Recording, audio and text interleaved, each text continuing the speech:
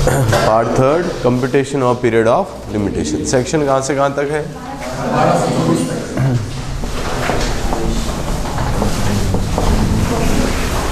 Section 12 to 24।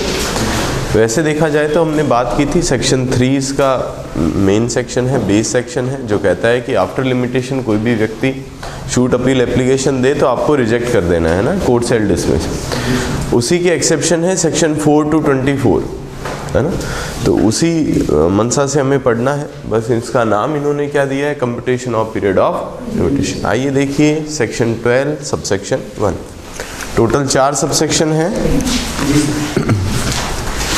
देखते हैं क्या कहते हैं। Exclusion of time in legal proceeding. कोई भी legal proceeding, shoot appeal application, तीनों ही क्या है, लीगल प्रोसीडिंग है ना। उनके विधिक कार्रवाइयों के समय में अपवर्जन। First, in computing the period of limitation for any suit appeal और एप्लीकेशन। पहली फर्स्ट ऑफ ऑल हम क्या करेंगे, यहाँ क्या लिखेंगे, ये तीनों पे लागू है, ABC जो हमने बनाया था, शूट पे भी लागू है, अपील पे भी लागू है और एप्लीकेशन पे भी, ठीक है। The day from which such period is to be record shall be excluded. जिस दिन से समय की गणना शुरू की जानी है उसे हटा देंगे। सर मतलब क्या हो, आज तारीख क्या है, 30 जनवरी। आज किसी ने आपको थप्पड़ मारा, थप्पड़ के लिए आप 1 ईयर में जा सकते हैं। कितने समय में जा सकते हैं, यहाँ नहीं लिखा, CRPC में लिखा है चैप्टर 36 में। कितने समय में जा सकते हैं, वो 1 साल कब से शुरू होगा, थप्पड़ कब मारा है, आज मारा है, तो आज का दिन छोड़ दो, कल से शुरू करो। आज का क्यों छोड़ रहे हो सर, आज पता नहीं कब मारा है, मान लीजिए रात को 8 बजे मारा है, तो आपको आज का दिन कितना मिला, 4 घंटे मिले। रात को 11 बजे मारा है तो कुल मिला के जिस दिन से समय शुरू होना है वो दिन कभी भी इस कैलकुलेशन में नहीं लेंगे। यानी 1 साल कब से गिना जाएगा, 30 जनवरी से नहीं, कब से, 31 जनवरी से। क्लियर। मैंने आपको पैसा दिया उधार 10 दिन के लिए, ठीक है, मान लीजिए 10 दिन खत्म होते हैं आज 30 जनवरी। आज मैंने पैसे मांगे, आपने मना कर दिए, क्या आज से समय शुरू हो जाएगा, नहीं, आज का दिन छोड़ देंगे। कंप्लीट टाइम मिलना चाहिए, जो भी टाइम है वो क्या मिलना चाहिए, कंप्लीट मिलना। इसलिए जिस दिन शुरू होता है वो दिन जोड़ते ही नहीं है। क्लियर। आज कोई घटना हुई है उसके लिए केस करना है तो आज को छोड़ के कल से टाइम पीरियड आप कैलकुलेशन स्टार्ट करें। क्लियर। मेरी जमीन है, यहाँ किसने पजेशन कर रखा है, पजेशन किया तब से 12 साल मिलने चाहिए, है ना, कब्जा किया तब से 12 साल। तो आज जब कब्जा किया, कब किया है, 30 जनवरी, तो आज का दिन हम नई काउंटिंग में लेंगे, 31 जनवरी से 12 साल की नहीं। क्लियर।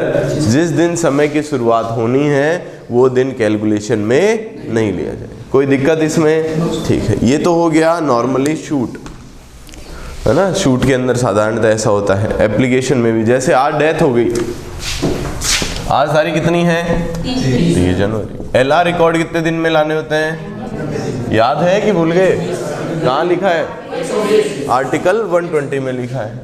तो आज डेथ हुई तो आज का दिन काउंट नहीं करें, कल से 90 दिन मिलेंगे LR रिकॉर्ड करवाने को। समझ रहे हैं बात को, पक्का सबको पता। यानी जिस दिन कॉज ऑफ एक्शन, सिंपल शब्दों में कहें, जिस दिन कॉज ऑफ एक्शन अराइज हुआ है वो टाइम कैलकुलेशन में नहीं लिया, वो दिन कैलकुलेशन में नहीं लिया, उससे जस्ट नेक्स्ट दिन से कैलकुलेशन चालू होगी। क्लियर।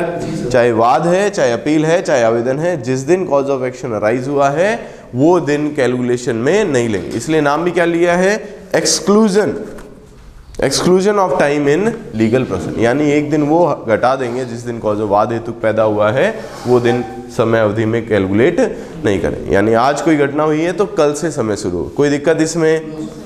वैसे ही सोच के देखिए, अपील के अंदर अपील काहे की करते हैं आप, किसी भी निर्णय की अपील करोगे, जजमेंट आज आया है, कब आया है, 30 जनवरी को, तो क्या आज का दिन काउंट होगा अपील की समय सीमा में? 30 दिन है, 60 दिन है, 90 दिन है, जितना भी है, नहीं।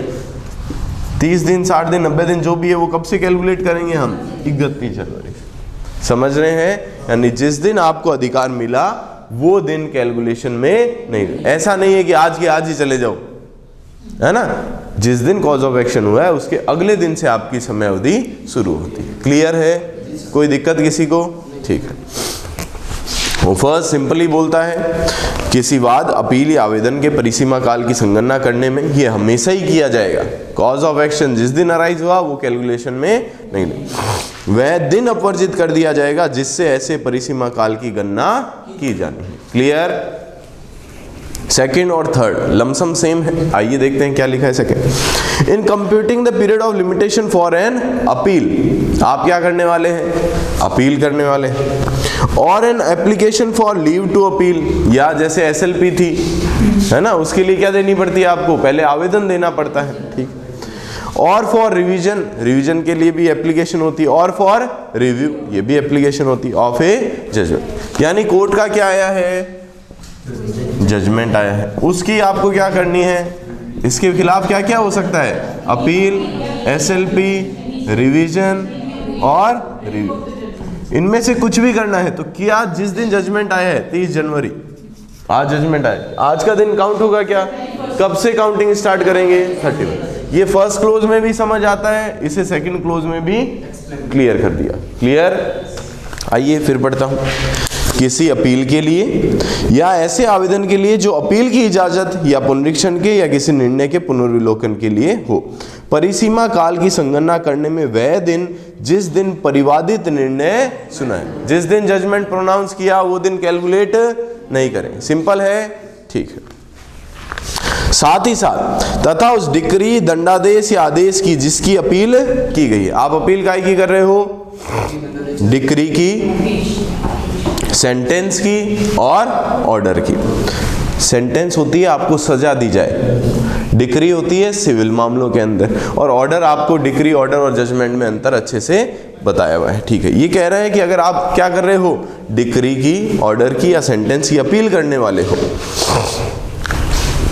या जिसका पुनरीक्षण या पुनर्विलोकन इप्सित है, प्रतिलिपि अभिप्राप्त करने के लिए अपेक्षित समय अपवर्जित कर दिया जाएगा। वापस अंग्रेजी में। In computing the period of limitation for an appeal or an application for leave to appeal or for revision or for review of a judgment, पहला तो ये क्लियर करें, the day on which the judgment complained of was pronounced, वो दिन तो calculation में लिया ही नहीं जाए जिस दिन जजमेंट आया। एक चीज है, इसे क्लियर करें, साइड करें, है ना, बीच में आप वो लगा लें। दूसरी बात क्या बोल रहे हैं? And the time requisite for obtaining a copy of decree, sentence और ऑर्डर अपील फ्रॉम और सॉट टू बी रिवाइज और रिव्यू शैल बी एक्सक्लूडेड। आपको क्या हुआ? डिक्री, ऑर्डर या सेंटेंस की क्या कर रहे हैं आप? अपील कर रही हैं। अपील आप जब भी पढ़ेंगे सिविल में चाहे क्रिमिनल में, उसमें स्पष्ट कहा है अपील के लिए जब कोर्ट जाओगे तो जो नीचे जिसके विरुद्ध जा रहे हो, जिस डिक्री, जिस आदेश, जिस सेंटेंस के विरुद्ध जा रहे हो, उसकी कॉपी लगेगी ना। आप मेरे पास आए, सर नीचे वाले कोर्ट ने गलत किया, सुनो सुनो सुनो, क्या गलत किया बताओगे या नहीं? तो साथ में हमेशा अपील के साथ क्या चाहिए होगी? कॉपी चाहिए होगी, चाहे डिक्री के विरुद्ध जा रहे हो, चाहे ऑर्डर के विरुद्ध जा रहे हो, चाहे सेंटेंस के विरुद्ध जा रहे हो। तो उस कॉपी को लेने में भी तो आपको समय, जैसे आज कोर्ट ने जजमेंट दे दिया, पहली बात क्या आज ही डिक्री देंगे क्या कोर्ट? जजमेंट और डिक्री दोनों अलग अलग चीज है, हमने पूरी क्लास ले रखी है इसकी। ठीक है। तो क्या जिस दिन जजमेंट प्रोनाउंस हुआ उसी दिन डिक्री मिलेगी? नहीं। क्या जिस दिन जजमेंट हुआ उसी दिन सेंटेंस मिलेगा? नहीं, जरूरी नहीं। तो फिर पहली बात तो जिस दिन जजमेंट प्रोनाउंस हुआ वो तो गिनना ही नहीं। अब जिसकी अपील में आप जा रहे हो, डिक्री, ऑर्डर, सेंटेंस, जिसकी भी आप अपील में जा रहे हो, उसकी कॉपी के बिना आप ऊपर जा नहीं सकते। तो वो कॉपी मिली मान लीजिए 10 दिन, मान लीजिए आज जजमेंट हुआ 30 जनवरी को, ठीक है। तो टाइम कब से कैलकुलेट करना है हमें? ये तो हमें समझ आ गया। पर हमें जिस अपील में जाना है, अपील का समय मान लीजिए 30 दिन, और उस डिक्री जिसके विरुद्ध अपील में जा रहा हूं वो मिलने में ही मुझे 20 दिन लग गए। कोर्ट के अंदर एप्लीकेशन देनी पड़ती है, वहाँ जो ऑफिस बना होता है इसका, ये सर ये जजमेंट हुआ है, उसकी मुझे क्या दीजिए? कॉपी दीजिए, सर्टिफाइड कॉपी दीजिए। उसमें 2 दिन लग गए, 4 दिन लग गए, 20 दिन लग गए। तो मेरे 20 दिन तो ऐसे ही खराब हो गए बिना कॉपी में कोर्ट जान। मुझे तो मिले क्या असली में कितने दिन? क्या ये मेरी गलती है? क्या ये मुझे और मिलना चाहिए? तो ये 20 दिन मुझे यहाँ एक्स्ट्रा मिल जाएंगे। क्लियर? यानी जितना समय मुझे डिक्री, ऑर्डर की कॉपी में लगा वो समय एक्सक्लूड कर दिया, यानी मुझे एक्स्ट्रा मिला। थर्ड क्लोज में क्या कहा इन रईसों ने, इसमें तो क्या कहते हैं, आप किसकी अपील कर रहे हो, डिक्री, ऑर्डर और सेंटेंस। थर्ड क्लोज बोलता है जजमेंट की अपील अगर करते हो तो भी सेम ही सिस्टम है। क्या कहा, जितना समय जजमेंट की इनकी कॉपी प्राप्त करने में लगा वो एक्सक्लूड कर दिया। थर्ड क्लोज देखिए, वेयर ए डिक्री और ऑर्डर इज अपील्ड फ्रॉम और सॉट टू बी रिवाइज और रिव्यूड और when where an application is made for leave to appeal from a decree और order, the time requisite for obtaining a copy of judgment shall be also. ऊपर क्या बोला, decree, order और sentence की copy लेने में जितना समय लिखा वो हटा दिया जाएगा, और यहां क्या बोला, जजमेंट। इसमें साधारणतः अंतर नहीं है, दोनों क्लोज साथ में लिख सकते थे। दोनों क्लोज कोई भी बुक में देखोगे साथ में एक्सप्लेन किए गए। कई विद्वान हैं जिन्होंने थोड़ी होशियारी दिखाई, क्योंकि बच्चे फिर गला झाल लेते हैं कि भाई साहब क्या अंतर है बताओ। तो कई लोगों ने क्या कह दिया, सेकंड जो लागू होता है वो सिविल और क्रिमिनल दोनों पे लागू होता है, और थर्ड जो है वो केवल काय पे लागू होता है,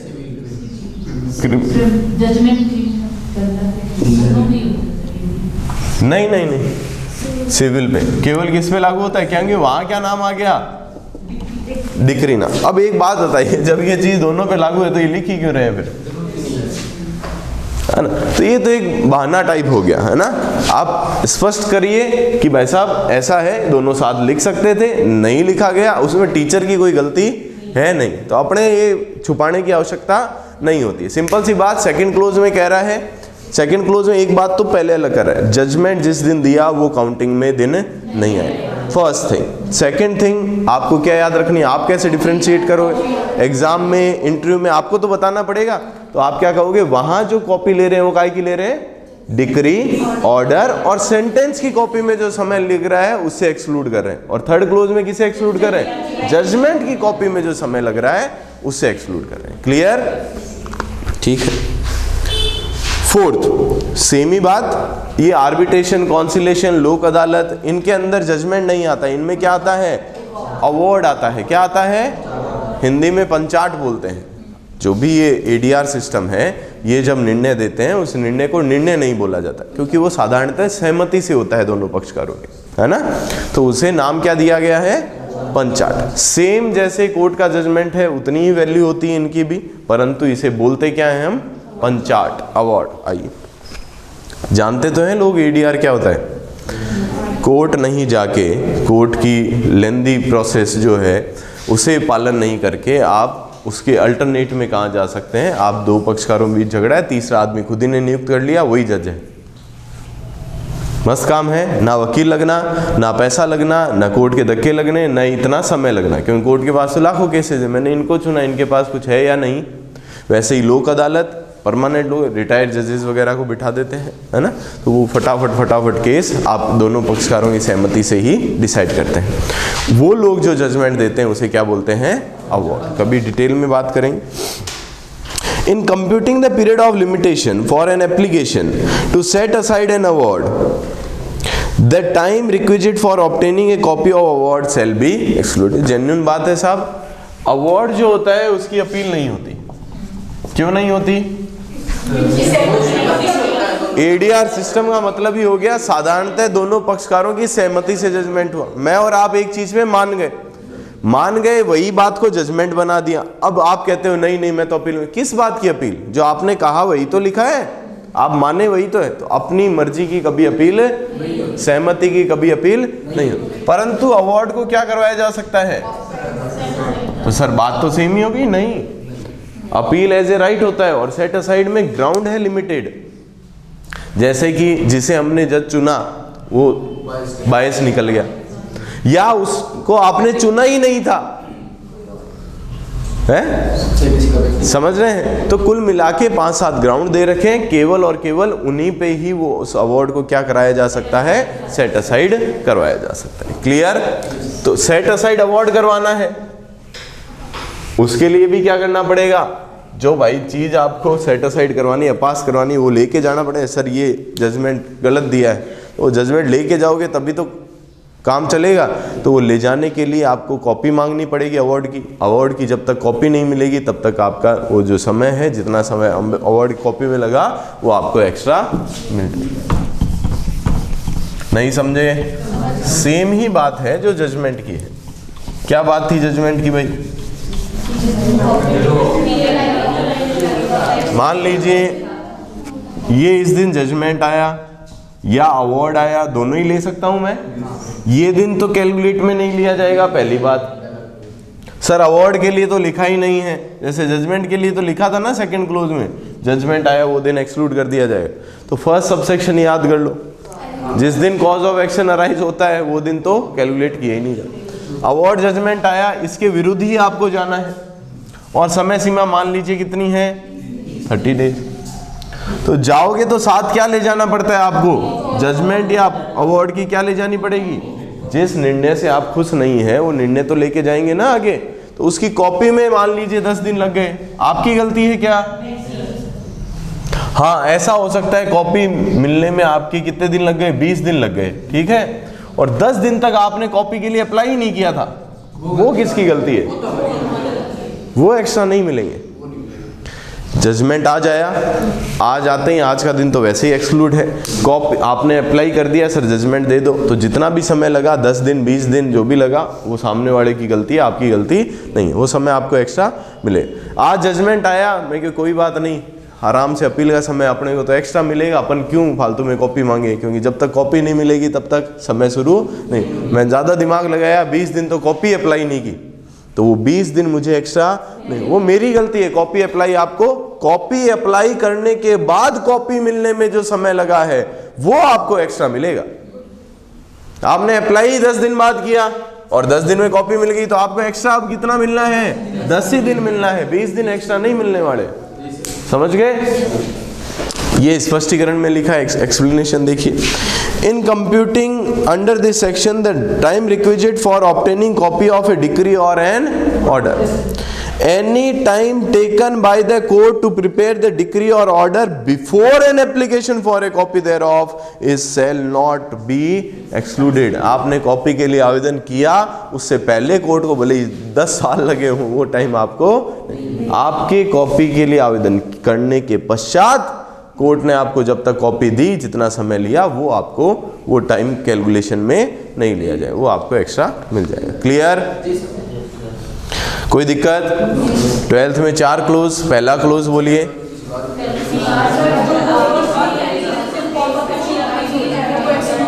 लिखोगे कैसे? जो भी टाइम कैलकुलेट करेंगे वो वाला वर्ड लिखा है, टाइम इज रिकॉर्ड, जिस दिन समय प्रारंभ होता है वह दिन वाद, अपील या आवेदन तीनों की संगणना में अवर्जित कर दिया जाएगा। लैंग्वेज यही लिखनी पड़ेगी बाबा। फिर आप एक्सप्लेन कर रही है ना कि सर कॉज ऑफ एक्शन जिस दिन अराइज होता है वो दिन हम काउंट में नहीं लेते। पहले तो आपको क्या करना पड़ेगा, ये जो खुद वर्ड स्पेसिफाइड यूज कर रहा है, वर्ड, पूरी लैंग्वेज जरूरी नहीं है इसकी कॉपी करें, जो मेन वर्ड है वो तो आपको रखने पड़ेंगे ना, ठीक है। तो फर्स्ट सबसेक्शन क्या है, किसी भी शूट, अपील और एप्लीकेशन वह दिन एक्सक्लूड कर दी, उसकी काउंटिंग में वह दिन एक्सक्लूड कर दिया जाएगा जिस दिन टाइम रिकॉर्ड होता है, समय चलना प्रारंभ होता है, वह दिन अपवर्जित कर दे। क्लियर? सेकंड में 2 बातें हैं।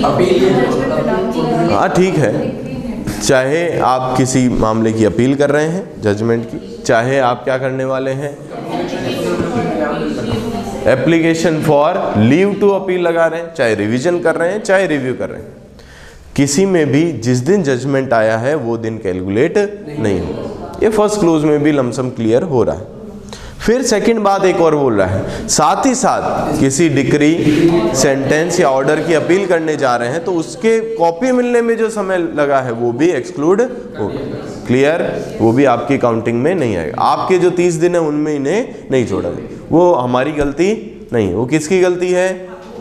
अरे भाई बिना कॉपी के जाऊँ, आपने जजमेंट दे दिया, चला जाऊँ कैसे? वो तो सामने वाला कोर्ट क्या मांगेगा, उसकी कॉपी। तो कॉपी मिलने में जो समय लगा वो मेरा थोड़ी है, तो कोर्ट का है, तो वो कोर्ट, मेरा टाइम उसमें वेस्ट नहीं माना जाएगा। क्लियर? वो मुझे एक्स्ट्रा मिल जाएगा। ऐसा बोल सकते हैं काउंटिंग में एक्सक्लूड कर दिया जाएगा, या ऐसा बोल सकते हैं एक्स्ट्रा मिल जाएगा, दोनों ही बात।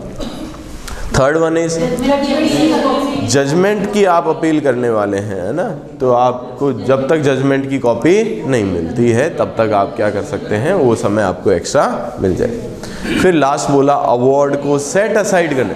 ऐसा मत लिखना अवार्ड की अपील कर रहे हैं, अवार्ड की अपील नहीं होती है कहीं। कोई भी लॉ पढ़ लेना उठा के, सहमति की कभी भी अपील नहीं होगी, सिंपल सी बात। कुल मिला के ये घुमा फिरा के एस्टॉपल है।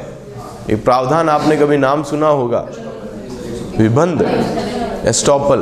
ये घुमा फिरा के सिद्धांत कहाँ से निकलता है, एस्टॉपल से ये कुछ एक सिद्धांत है जो हमें नेचुरल जस्टिस में पढ़ाए नहीं जाते, परंतु ये सब नेचुरल जस्टिस ही है। नेचुरल जस्टिस मतलब ही क्या है, जो प्रकृति दे रही है। नेचर किसे बोलते हैं, जो अपने आप से है, किसी ने किया नहीं। तो वैसे नेचुरल जस्टिस मतलब न्याय में जो आवश्यक तत्व हैं, जिसके बिना न्याय हो ही नहीं सकता। समझ रहे हो, खाना बनाते हो, सब्जी बनाते हो, तो उसमें कुछ चीजें नेसेसरी इंग्रेडिएंट्स हैं, उनके बिना आपका टेस्ट अलग है, आपका अलग है, आपका अलग है, आपका अलग है, परंतु कुछ चीजें हैं जो कि आवश्यक है। वैसे ही न्याय में जो चीजें आवश्यक होती है उसी को हम क्या बोलते हैं, नेचुरल जस्टिस। ठीक है, तो ये चीज न्याय में आवश्यक है कि आप अपनी बात से पलटने ना दिए जाओ। मैं अभी कुछ कह रहा हूँ, शाम को कुछ कह रहा हूँ, रात को, तो मैंने अभी सहमत हुआ और शाम को उसकी अपील कर रहा हूँ, नहीं करने दी जाएगी। क्लियर। तो पंचाट की अगर आपको सेटिस्फाइड करवाना है, पंचाट की कॉपी मिलने में जितना समय लगा वो भी आपको एक्सक्लूड कर दिया जाएगा आपकी कैलकुलेशन में, यानी आपको एक्स्ट्रा मिल जाएगा। और लास्ट एक्सप्लेनेशन बोला, क्या बोला, कॉपी में मिलने वाला समय आपको एक्स्ट्रा तो मिल जाएगा, पर आपने कॉपी के लिए अप्लाई ही नहीं किया। वो समय आपको, जितना समय न्यायालय ने आपकी कॉपी के लिए एप्लीकेशन से पहले लिया है कॉपी तैयार करने में, वो आपको एक्स्ट्रा नहीं मिलने वाला। वो आपकी गलती है, आपकी फॉल्ट है, आप सोए हुए थे, आपको हाथों हाथ कॉपी के लिए एप्लीकेशन दे दी। क्लियर। चले आगे, सेक्शन 13 क्या कहता है सर। सेक्शन 13 आपने सेक्शन 3 पढ़ा था, उसका सबसेक्शन 2 याद है किसी को। सेक्शन शूट कब इंस्टीट्यूटेड कहे जाते हैं ये याद है। ऑर्डिनरी केस में कब कहे जाते हैं,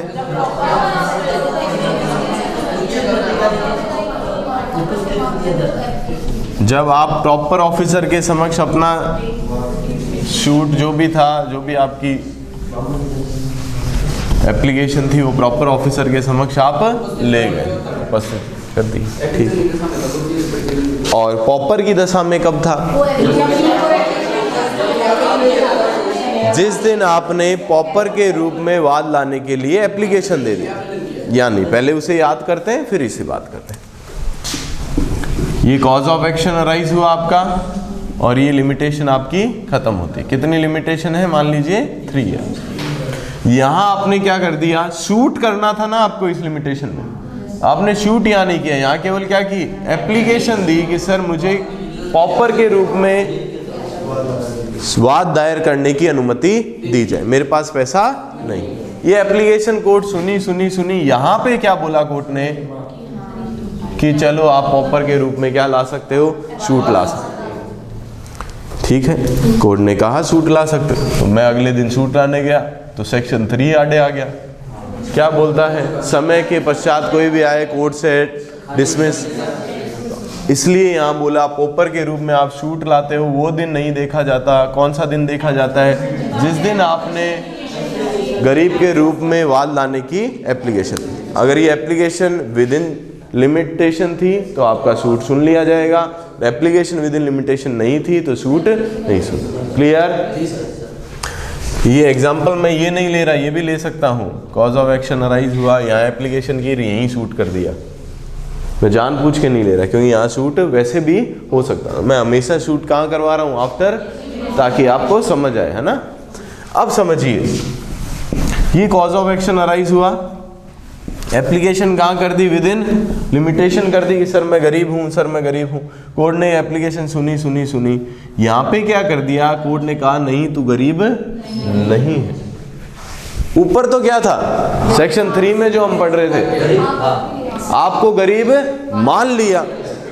मान लिया तो जिस दिन आपने एप्लीकेशन की थी उसी दिन स्वस्थ किया गया। उसी दिन शूट इंस्टीट्यूट किया था, ये मान लिया जाएगा। क्योंकि जब आप ऑर्डर 33 पढ़ेंगे तो उसके रूल्स है, रूल 2 और 3। उनके अंदर रूल 2 में स्पष्ट बोला है कि जो भी आप एप्लीकेशन जब भी लेके आते हो गरीब के तौर पे, तो उसमें आप शूट में जो जो बातें लिखते हो वो सब लिख दो, ताकि एप्लीकेशन एक्सेप्ट होते ही हम उसे क्या मान लेंगे, शूट ही मान लेंगे, है ना। एप्लीकेशन के साथ ही सारी बातें लिखी होती है एप्लीकेशन में ही, कि मैं गरीब हूँ, साथ ही साथ ये सब बातें में, सर मेरा झगड़ा क्या है, मुझे क्या रिलीफ चाहिए, वो सब बातें उसी में ही एप्लीकेशन में लिखी होती।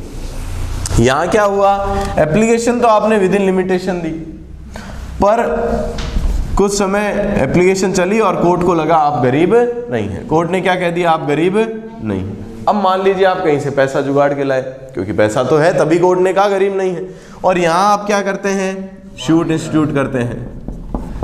आफ्टर लिमिटेशन है, shoot shall be dismissed, court को बोला हुआ है, तो ये तो फंस गया बेचारा।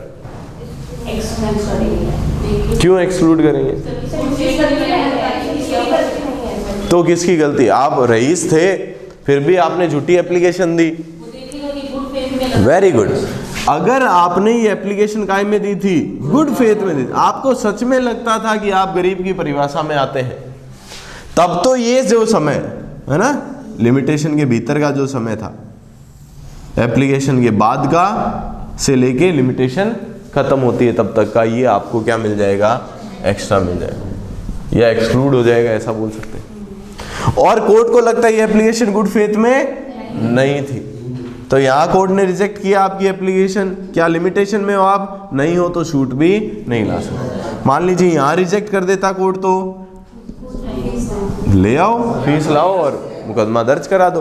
पर लिमिटेशन खत्म होने के बाद आप आ रहे हैं, ये एंड हो रही है लिमिटेशन, यहाँ एप्लीकेशन हुई, कोर्ट ने यहाँ आपकी एप्लीकेशन क्या कर दी, रिजेक्ट कर दी। अब आप क्या ला रहे हैं, शूट ला रहे हैं पैसा देके। तो साधारण अवस्था में क्या होता, after limitation shoot shall be dismissed. परंतु कोर्ट को अगर आप ये सेटिस्फाई कर देते हैं कि सर मैं गरीब के तौर पे, मुझे लगा मैं गरीब हूँ इसलिए एप्लीकेशन लेके आया, और अब मेरी तो समय सीमा, पैसा दे के भी मैं वाद नहीं ला सकता, सर ऐसी जागती मत कीजिए, पैसा कहीं से जुगाड़ रहा हूँ, प्लीज मुझे अलाउ कीजिए, तो कोर्ट ये टाइम उसे एक्स्ट्रा दे सकता है। Clear, clear. पर आप गुड फेथ में थे या नहीं थे, ये कोर्ट पे डिपेंड करता है। हालांकि ये कोर्ट में मैंडेटरी प्रावधान है कि अगर गुड फेथ में थे तो समय बढ़ाए, है ना, परंतु आप गुड फेथ में थे या नहीं थे, ये कौन डिसाइड करेगा। आइए देखते हैं section 13। Exclusion of time in cases where leave to sue or appeal as a pauper is applied for. In computing the period of limitation prescribed for any suit or appeal, underline कीजिए पहले तो, लागू किस पे है, केवल A और B only, है ना, एप्लीकेशन पे ये सब लागू नहीं। क्यों नहीं है सर, तो वो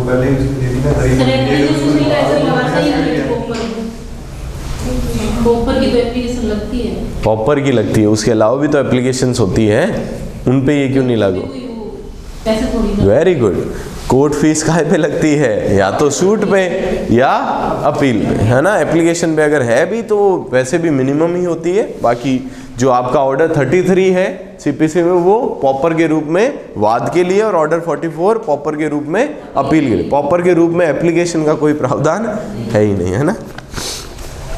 कहाँ लागू होती है, केवल शूट और appeal. In any case where an application for leave to sue और appeal as a pauper has been made and rejected, accepted हो जाएगी, तो वो तो कहाँ लिखी है, सेक्शन। समझिए इस बात को कि अगर क्या हुआ, एप्लीकेशन दर्ज की, लिमिटेशन एंड होने के बाद आपकी एप्लीकेशन एक्सेप्ट हो गई, आप वाद लाते हैं, तो वो वाद कब लाया हुआ माना जाएगा, जिस दिन आपने एप्लीकेशन दर्ज की थी उसी दिन। ये तो एक्सेप्ट हो जाती है, तब रिजेक्ट हो जाती है, तब कौन आता है, धारा 13 आती है। एक्सेप्ट होने पे तो धारा 13 का कोई रोल है नहीं। आपने एप्लीकेशन की और it and rejected, the time during which the applicant has been prosecuting in good faith, underline it, बिना गुड फेथ धारा 13 का कोई सेंस नहीं बनता। गुड फेथ है तो आपको समय मिलेगा, गुड फेथ नहीं था, आप तो सिर्फ ऐसे ही एप्लीकेशन दे रहे थे कि अपने को समय एक्स्ट्रा मिल जाएगा, बढ़िया काम है। समझ रहे हैं या नहीं समझ रहे हैं? वाद लाने का मुझे क्या मिल जाएगा? समय एक्स्ट्रा मिल जाएगा। अपने एक बार एप्लीकेशन अटका के छोड़ दो, साल 2 साल कोर्ट ये सुनेगा, अपने को और समय मिल जाएगा वाद लाने का। तो ऐसी होशियारी में आपने एप्लीकेशन दी थी तो कोर्ट आपको टाइम एक्सक्लूड नहीं होगा, टाइम आगे नहीं मिलेगा। The time during which the applicant has been prosecuting in good faith his application for such leaves shall be excluded. His application for such leave shall be excluded, and the court may, on payment of court fees prescribed for such suit or appeal, treat the suit or appeal as having the same force and effect as if the court fees had been paid in the first instance. और court आपको allow कर सकता है, यहाँ पे क्या कर दो, पैसा दे दो, और हम क्या मान लेंगे, आपने इसी समय जब एप्लीकेशन दी थी तभी क्या जमा करा दिया था, पैसा जमा करा दिया। और ये कोर्ट का डिस्क्रिशन है।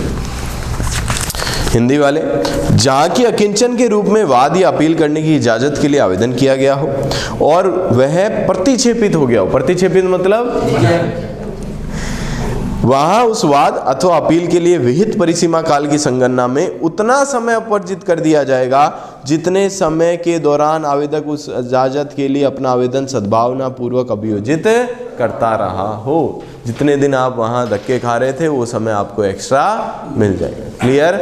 6 महीने खा रहे थे तो 6 महीने एक्स्ट्रा मिल जाएंगे। 1 साल आपने एप्लीकेशन लगाया तो 1 साल आपको एक्स्ट्रा मिल जाएगा। ठीक है। तथा ऐसे वाद या अपील के लिए विहित न्यायालय फीस दे दिए जाने पर, अगर आप कोर्ट फीस दे देते हैं तो कोर्ट मान लेगा कि आपने पहले ही कोर्ट फीस दे दी थी और आपका वाद सुन लिया जाएगा। क्लियर? सेक्शन 14 क्या है सर?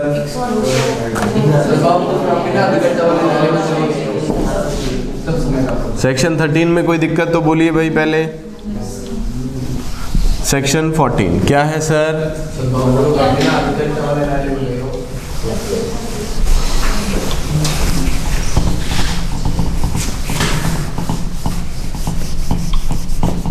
आप कहाँ घूम रहे थे? आप जागरूक तो हैं, सोए हुए तो? यहाँ देखिए सबके पीछे यही कंसेप्ट काम कर रहा है। जो भी आपको एक्सेप्शन मिल रहा है ना, वो एक्सेप्शन इसी बात का है कि आप सोए हुए नहीं हैं बाबा, आपकी गलती नहीं। आपको सजा केवल आपकी गलती की मिलेगी। आप सोए हुए हैं जानबूझ के तो ही आपको समय आपका खत्म होने पे आपको वाद नहीं लाने दिया जाएगा। यहाँ आपकी गलती थी क्या? आप सोए हुए थे क्या? सेक्शन 13 में आपने तो विद इन लिमिटेशन एप्लीकेशन दर्ज करा दी थी गरीब के तौर पे। आप अपने अधिकारों लेके सुप्त नहीं थे। आप तो बस क्या कर रहे थे कि पैसा नहीं है सर, अधिकार मेरे को पता है, मैं अभी कोर्ट में केस कराने में तैयार हूँ, बस आप क्या कर दो, पैसे से फ्री कर दो, पैसा नहीं देना पड़ेगा, मैं तो विद इन लिमिटेशन एप्लीकेशन दे रहा हूँ। क्लियर? वैसा ही सेक्शन 14 देखिए क्या है। कॉज ऑफ एक्शन अराइज हुआ, ये क्या है? लिमिटेशन खत्म। वाद यहाँ ले आया मैं, शूट कहाँ ले आया? विद इन सब में देखिए कि आप सोए हुए नहीं हैं। जो भी एग्जाम्पल दिया उसमें मैंने लिमिटेशन के भीतर कुछ ना कुछ तो किया है ना? जो भी आप एक्सेप्शन पढ़ रहे हो उनमें लिमिटेशन भीतर कुछ ना, यानी सोए हुए नहीं। मैंने क्या कर दिया? शूट दर्ज कर दिया, पर गलत कोर्ट में कर दिया। जुडिक्शन था बीकानेर कोर्ट को और मैंने मुकदमा कर दिया जयपुर कोर्ट में। क्लियर? शूट चल रहा है, क्या मैं सोया हूँ क्या? पहले तो ये बताओ। ठीक है, शूट चल रहा है, शूट चल रहा है, शूट चल, मैं यहाँ पे नहीं खत्म कर रहा। ध्यान रखिए सारी लिमिटेशन के बाद यहाँ आके कोर्ट ने क्या कर दिया? ऑर्डर 7 रूल 10 के अंदर क्या बोल दिया?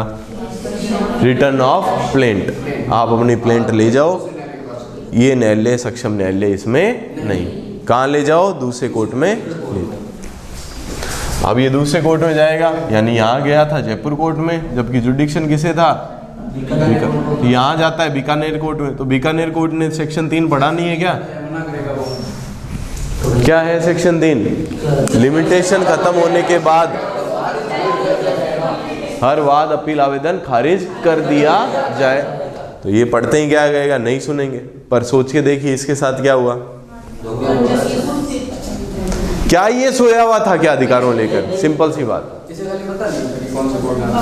ये इस समय एंड होने के बाद जयपुर जाए बीकानेर जाए कोई फर्क नहीं पड़ता। फिर तो हम नहीं सुनेंगे। बात क्या थी, वो लिमिटेशन के अंदर कहीं गया है, यानी वह अपने अधिकारों लेकर सोया हुआ तो नहीं। तो जितना समय वो दूसरे कोर्ट में सद्भावना पूर्वक धक्के खाए, वो समय उसे क्या मिल जाएगा? क्लियर? 20 दिन क्या होता है? जितना भी दिन, 20 दिन आपने दूसरे कोर्ट में धक्के खाए, 20 दिन एक्स्ट्रा, 1 साल खाए 1 साल एक्स्ट्रा, 2 साल खाए, तो लिमिटेशन ज़्यादा नहीं मिलने वाला है ना। जितना समय आपने अपनी लिमिटेशन पीरियड का वहाँ पे खराब किया है, उतना समय आपको एक्स्ट्रा। पर ये भी कैसे होना चाहिए? गुड फेथ में होना चाहिए।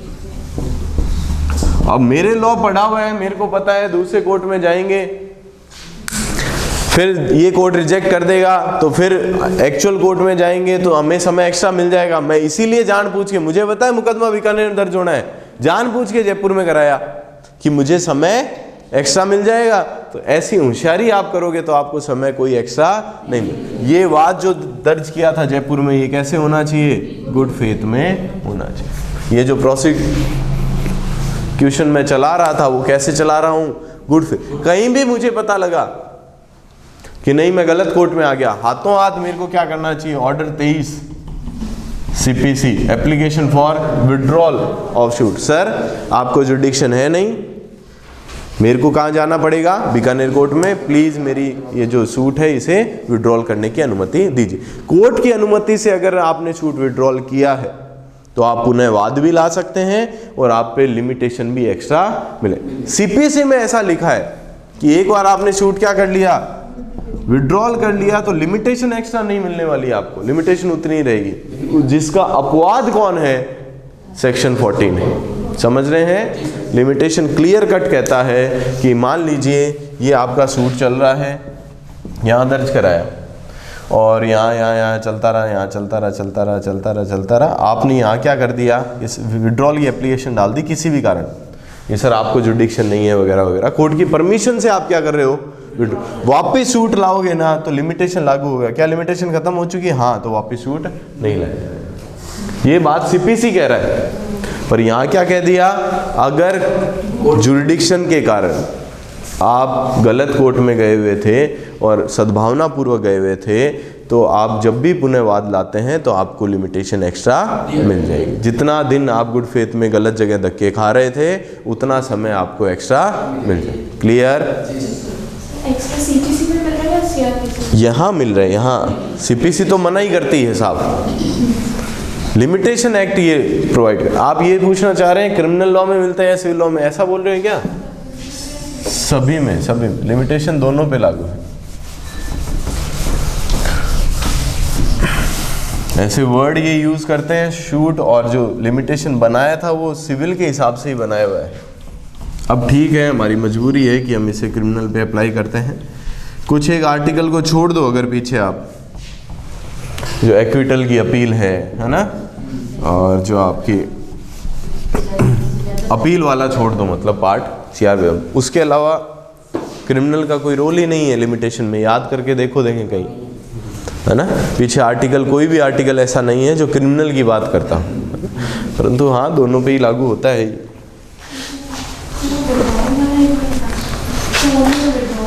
हाँ सिर्फ विड्रॉल वाला जो आपने लास्ट में देखिए, एक तो मैंने एग्जांपल दिया कि यहाँ पे आपने शूट कर दिया, गलत जगह किया, मान लीजिए जयपुर कर दिया, ठीक है, जयपुर में शूट चलता रहा, यहाँ जयपुर के कोर्ट खुद रिटर्न करता है, उसे बोलते हैं ऑर्डर 7 रूल 10, ऑर्डर 7 रूल 10। ये सिर्फ आपको समझाने के लिए बताया, जब पढ़ोगे CPC तभी समझ आएगा, उससे पहले कोई नहीं। उसमें जब भी गलत कोर्ट में चले जाते हो तो कोर्ट आपकी जो प्लेंट है वो रिटर्न कर देता है कि आप इस प्रॉपर कोर्ट में जाइए। उन्होंने रिजेक्ट कर दी, आप अब कहाँ जाओगे? बीकानेर कोर्ट में। बीकानेर कोर्ट क्या कहेगा? लिमिटेशन क्या हो चुकी है? खत्म। परंतु जितना समय आप जयपुर कोर्ट में गुड फेथ में थे, कैसे थे, वो आपको क्या मिल जाएगा? ये तो नॉर्मल, ये तो तब था जब कोर्ट आपको कह दे कि गलत जगह आए। आपको भी तो पता लग सकता है आप गलत जगह आए हो, नहीं क्या? जी सर। आपने यहाँ जयपुर में केस कर दिया, यहीं पे आपको पता लग गया कि आप कहाँ गए? गलत कोर्ट में आ गए। आप जो एप्लीकेशन दोगे वो कौन सी दोगे? ऑर्डर 23। इसे कहते हैं विड्रॉल कि सर मेरा केस मुझे वापस लेने दीजिए क्योंकि मुझे प्रॉपर कोर्ट में जाना, आपको इस केस का जुडिक्शन नहीं। इसी को विड्रॉल कहते हैं। इतनी सी बात। ये तो था कोर्ट रिटर्न करता है क्योंकि कोर्ट को पता लगा। यहाँ अपन खुद आवेदन करते हैं कि पार्टी को जब पता लगे सर विड्रॉल कर रहा हूँ मैं केस क्योंकि मैं गलत जगह। तो इतना टाइम मैं जयपुर कोर्ट में खराब किया, ये टाइम मुझे क्या मिल जाएगा लिमिटेशन के बाद। यानी इस कैलकुलेशन में 1 साल पहले बीत गए, 1 साल मैंने यहाँ खराब कर दिया जयपुर कोर्ट में, 1 साल बचा है। मुझे अब कितना मिलेगा? 1 साल ही मिलेगा या 2 मिल जाएंगे? ये जितना टाइम गुड फेथ में मैंने वहाँ खराब किया वो मुझे एक्स्ट्रा। इतनी सी बात है। क्लियर? पढ़िए देखें ऑर्डर 14 क्या बोलता है।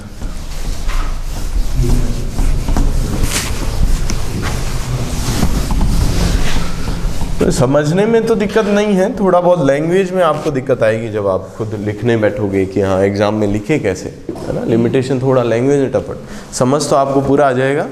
लिमिटेशन की लैंग्वेज याद करके फिर लिखना थोड़ा सा दोहरा काम है। Section 14 exclusion of time for proceeding bona fide, है ना, खुद ने लिखा है ऐसे नहीं, इन कोर्ट विदाउट जुडिक्शन। सबसे पहले फर्स्ट सबसेक्शन ये शूट के लिए है और सेकंड सबसेक्शन आवेदन के लिए, एप्लीकेशन के। तो लिख लीजिए ये लागू काय पे होता है? केवल शूट और एप्लीकेशन। ठीक है, तो अपील पे सेक्शन 14 लागू नहीं, याद रहेगा। In computing the period of limitation for any suit, the time during which the plaintiff has prosecuting with due diligence another civil proceeding, whether in the court of first instance or appeal or revision। अब ये मत कहना sir appeal पे लागू है ना, ये कह रहा है चाहे आप नीचे कोर्ट में चले गए, चाहे गलती से अपीलेट कोर्ट में चले गए, चाहे गलती से रिविजन, कहीं भी चले गए हो आप, कोई फर्क नहीं पड़ता। बात क्या थी? आपने गुड फेथ में कहीं गलत कोर्ट में आप चले गए हो। Against the defendant shall be excluded, exclude किया ही जाएगा, where the proceeding relates to the same matter in issue and is prosecuted in underline it good faith in a court which from defect of jurisdiction, या तो उस court को अधिकारिता नहीं थी, or other cause of like nature is unable to, ऐसी प्रकृति किसी अन्य कारण से वह कोर्ट उस मामले को सुनने में असक्षम। अगर आप किसी कुल मिला के घुमा फिरा के वही बात गलत कोर्ट में चले गए हैं, तो जितना समय गुड फेथ में उस गलत कोर्ट में रहे वो समय आपकी कंपटीशन और पीरियड ऑफ लिमिटेशन में एक्सक्लूड कर दिए। इतनी तो बात है। वो सेम टू सेम बात एग्जैक्ट किसके लिए लिख दी? एप्लीकेशन के लिए, सबसेक्शन 2। तो फर्स्ट के आगे लिख लीजिए शूट, सेकंड के आगे लिख लीजिए यानी ए और C. In computing the period of limitation कोई अंतर नहीं है। For any application the time during which the applicant has been prosecuting with due diligence another civil proceeding whether in court of first instance और appeal और revision against the same party and the same relief shall be excluded where proceeding is prosecuted in good faith in a court which from defect of jurisdiction or other cause of like nature is unable to entertain it. Clear? Third one is notwithstanding anything contained in rule 2 of, ये मैं आपको बता चुका, CPC का order 23 जो है वो साफ कहता है कि अगर आपने भले ही कोर्ट की परमिशन से केस विड्रॉल किया हो, है ना, आप जब भी पुनः केस कराओगे तो आपका लिमिटेशन वाला तो आपको ध्यान रखना पड़ेगा, लिमिटेशन के अंदर ही वापस केस करवाना पड़े। उसी का अपवाद क्या है ये? अरे भाई सीपीसी कब बनी थी? ये कब बनी थी? समझ गए ना बात को? वहां तो लिख दिया ये बात कि पुनः अगर जुडिक्शन नहीं है और आपको कोर्ट ने, आप कोर्ट से निकल रहे हो कोर्ट की परमिशन से, तो पुनः वाद तो ला सकते हो, परंतु विद इन लिमिटेशन ही लाना पड़ेगा। ये बात कौन कह रहा है? सीपीसी का ऑर्डर 23। पर यहां हम क्या पढ़ रहे हैं? पुनः हम वाद ला रहे हैं तो वो टाइम हमें लिमिटेशन लाने की जरूरत नहीं, एक्स्ट्रा टाइम मिल जाएगा हमें, जितना समय गुड फेथ में हम गलत कोर्ट में धक्के खा रहे थे, है ना। Notwithstanding anything contained in Rule 2 of Order 23 of the CPC, the provision of subsection 1 shall apply in relation to the fresh suit instituted or permission granted by the court under Rule 1 of the order, where such permission is granted on the ground that the first suit must fail region of defect in jurisdiction। कुल मिला के इतनी सी बात कह रहा है। भले ही वहाँ कुछ भी लिखा हो, आप लिमिटेशन के बाद भी आ सकते हैं पुनः नए कोर्ट में, परंतु कब? जब आपका जुडिक्शन के कारण या ऐसे ही किसी कारण से आपने शूट को वापस कोर्ट की परमिशन से लिया था तो। एक्सप्लेनेशन 3 है, क्या है सर? पहला,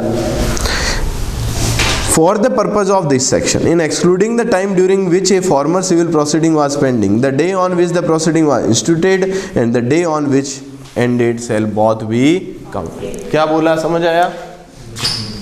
नहीं आया क्या समझ? ये कॉज ऑफ एक्शन, ये लिमिटेशन खत्म। चलो अब लिमिटेशन के अंदर का एग्जांपल देता हूँ। यहाँ पे आपने जयपुर में केस करा दिया, जबकि कराना कहाँ था, और आप 6 महीने तक कहाँ पड़े रहे? जयपुर में ही पड़े रहे, है ना। अब 6 महीने बाद आपने क्या किया? केस वापस ली। तो ये 6 महीने भी, जिस दिन शूट जयपुर में इंस्टीट्यूट किया था वो भी, और जिस दिन जयपुर वाले कोर्ट ने आपको धक्के दे के बाहर निकाला वो भी, यानी 6 महीने 2 दिन आपको क्या मिलेंगे? एक्स्ट्रा। यही कह रहा है, ये समय तो मिलेगा ही मिलेगा, साथ ही साथ जिस दिन उस गलत कोर्ट में आप गए वो दिन, और जिस दिन उस गलत कोर्ट से आपको कुशाल गिरी जी ने बाहर निकाला वो दिन, दोनों दिन भी आपको क्या मिलेंगे? एक्स्ट्रा मिलेंगे। क्लियर? क्लियर? इतने सुनने क्यों क्लियर बोल रहे हो? Clear sir. क्लियर तो क्लियर बोल दो।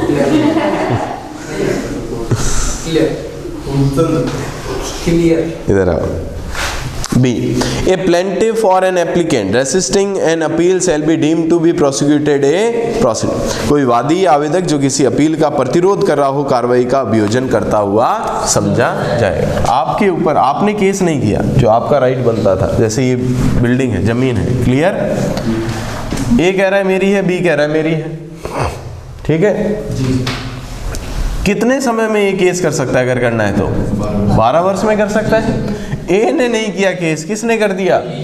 ये भी तो कर सकता है कि जमीन मेरी है, दोनों ही पार्टी कह रही है जमीन मेरी है, तो बी ने कर दिया केस, 12 साल में करना था और कर दिया कहाँ? गलत कोर्ट में, और वो केस चलता रहा और लिमिटेशन यहाँ खत्म हो। तो बी तो केस नहीं कर सकता, बी को भी क्या मिलेगा? ये गुड फेथ में एक्स्ट्रा टाइम मिलेगा ना। यही टाइम अगर ए भी केस करना चाहता है इसे भी मिलेगा। क्यों? क्योंकि आप किसी प्रोसिक्यूशन को डिफेंड कर रहे हो, इसका मतलब भी आप वो केस लड़ रहे हो, तो आपको भी इसका मतलब तो क्या होगा? हमेशा सामने वाली पार्टी केस करा देगी, है ना, जो हारने वाली है, और केस को गलत कोर्ट में ही कराएगी, चलाते रहेगी, लिमिटेशन तक चलाते रहेगी, फिर के फ्री हो गए अब तो अपन। तो ऐसा नहीं है, जो डिफेंस कर रहा है उसको भी ये टाइम एक्स्ट्रा मिले।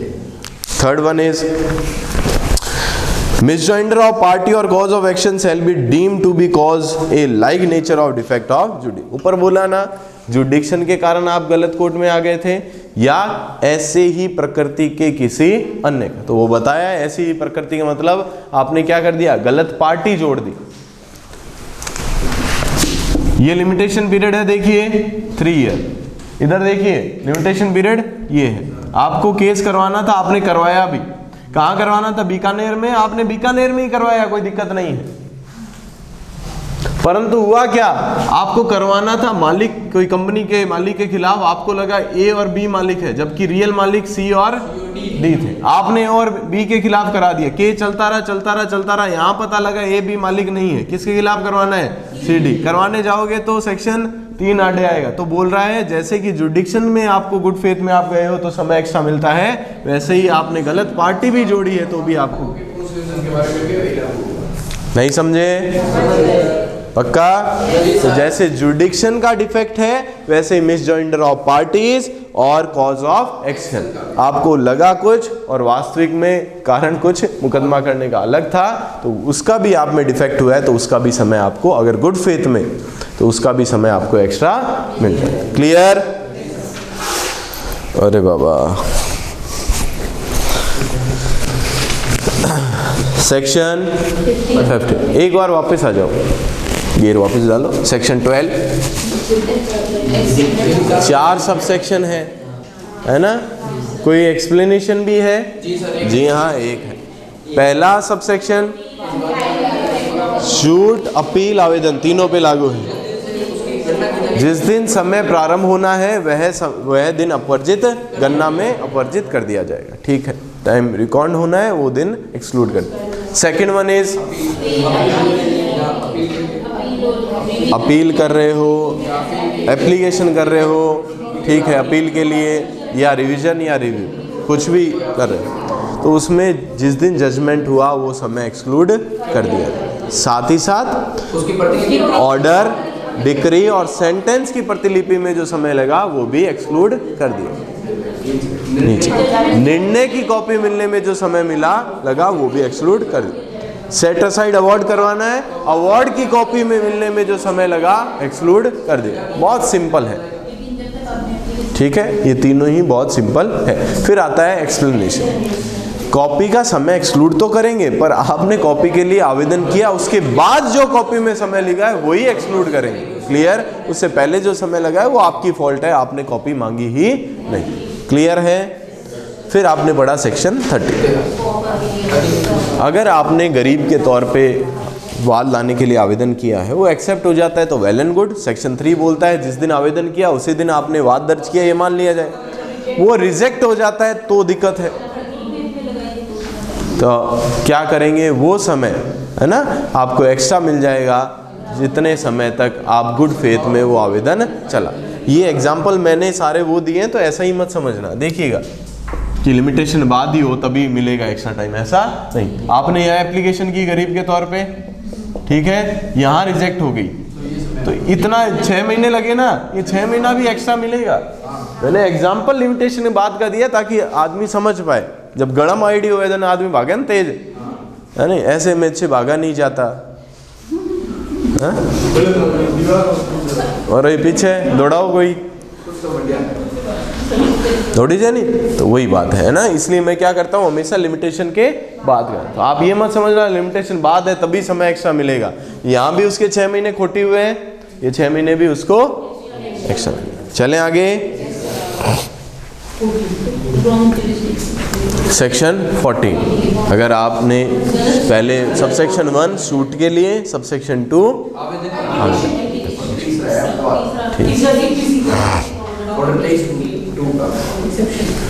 ठीक है। पहला, अगर कोई वाद आप कहाँ लेके आ गए हैं, गलत कोर्ट में ले आए हैं, चाहे वो नॉर्मल कोर्ट हो ओरिजिनल जुडिक्शन का, चाहे अपील का हो, चाहे रिवीजन, और गुड फेथ में आप वहाँ वाद लेके आए, तो जितना समय वहाँ आपने ख़राब किया है अपनी लिमिटेशन का, उतना समय आपकी पीरियड ऑफ लिमिटेशन में काउंट नहीं किया जाएगा, यानी आपका एक्सक्लूड कर दिया जाएगा, यानी आपको एक्स्ट्रा मिलेगा। वो सेम बात लिखी है एप्लीकेशन के लिए सबसेक्शन 2।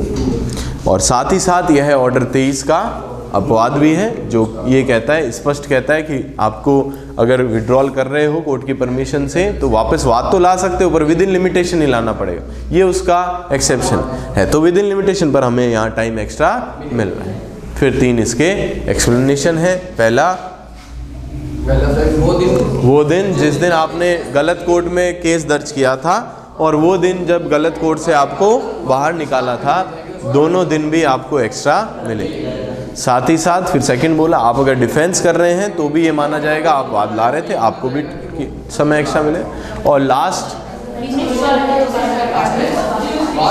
लाइक नेचर को बताया है, समान प्रकृति क्या होती है, जुरिडिक्शन की गलती, पार्टीज गलत जोड़ी, आपने वाद हेतु गलत जोड़ दिया, चाहे इनमें से कोई भी गलती हो, सभी गलतियां समान है। सभी में अगर गुड फेथ में आप गलत कोर्ट में या गलत पार्टी को लेके गए हुए हो तो आपको एक्स्ट्रा टाइम मिल जाए। क्लियर? फिर आता है सेक्शन 15। टोटल 5 सबसेक्शन है, आपको याद होने चाहिए। Section 15, exclusion of time in certain cases. Section 5 की रीडिंग क्या थी?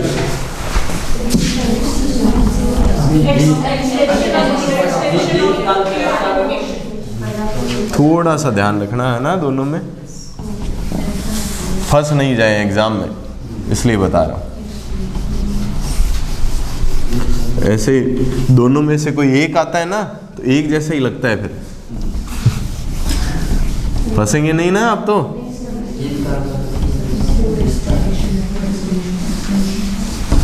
हाँ, वो अभी तो अंतर खोजो है तो पता लग रहा है, वहाँ एग्जाम में दोनों ये पूछे वो पूछे समझ नहीं आता, इसलिए आपको पहले ही क्लियर कर दिया।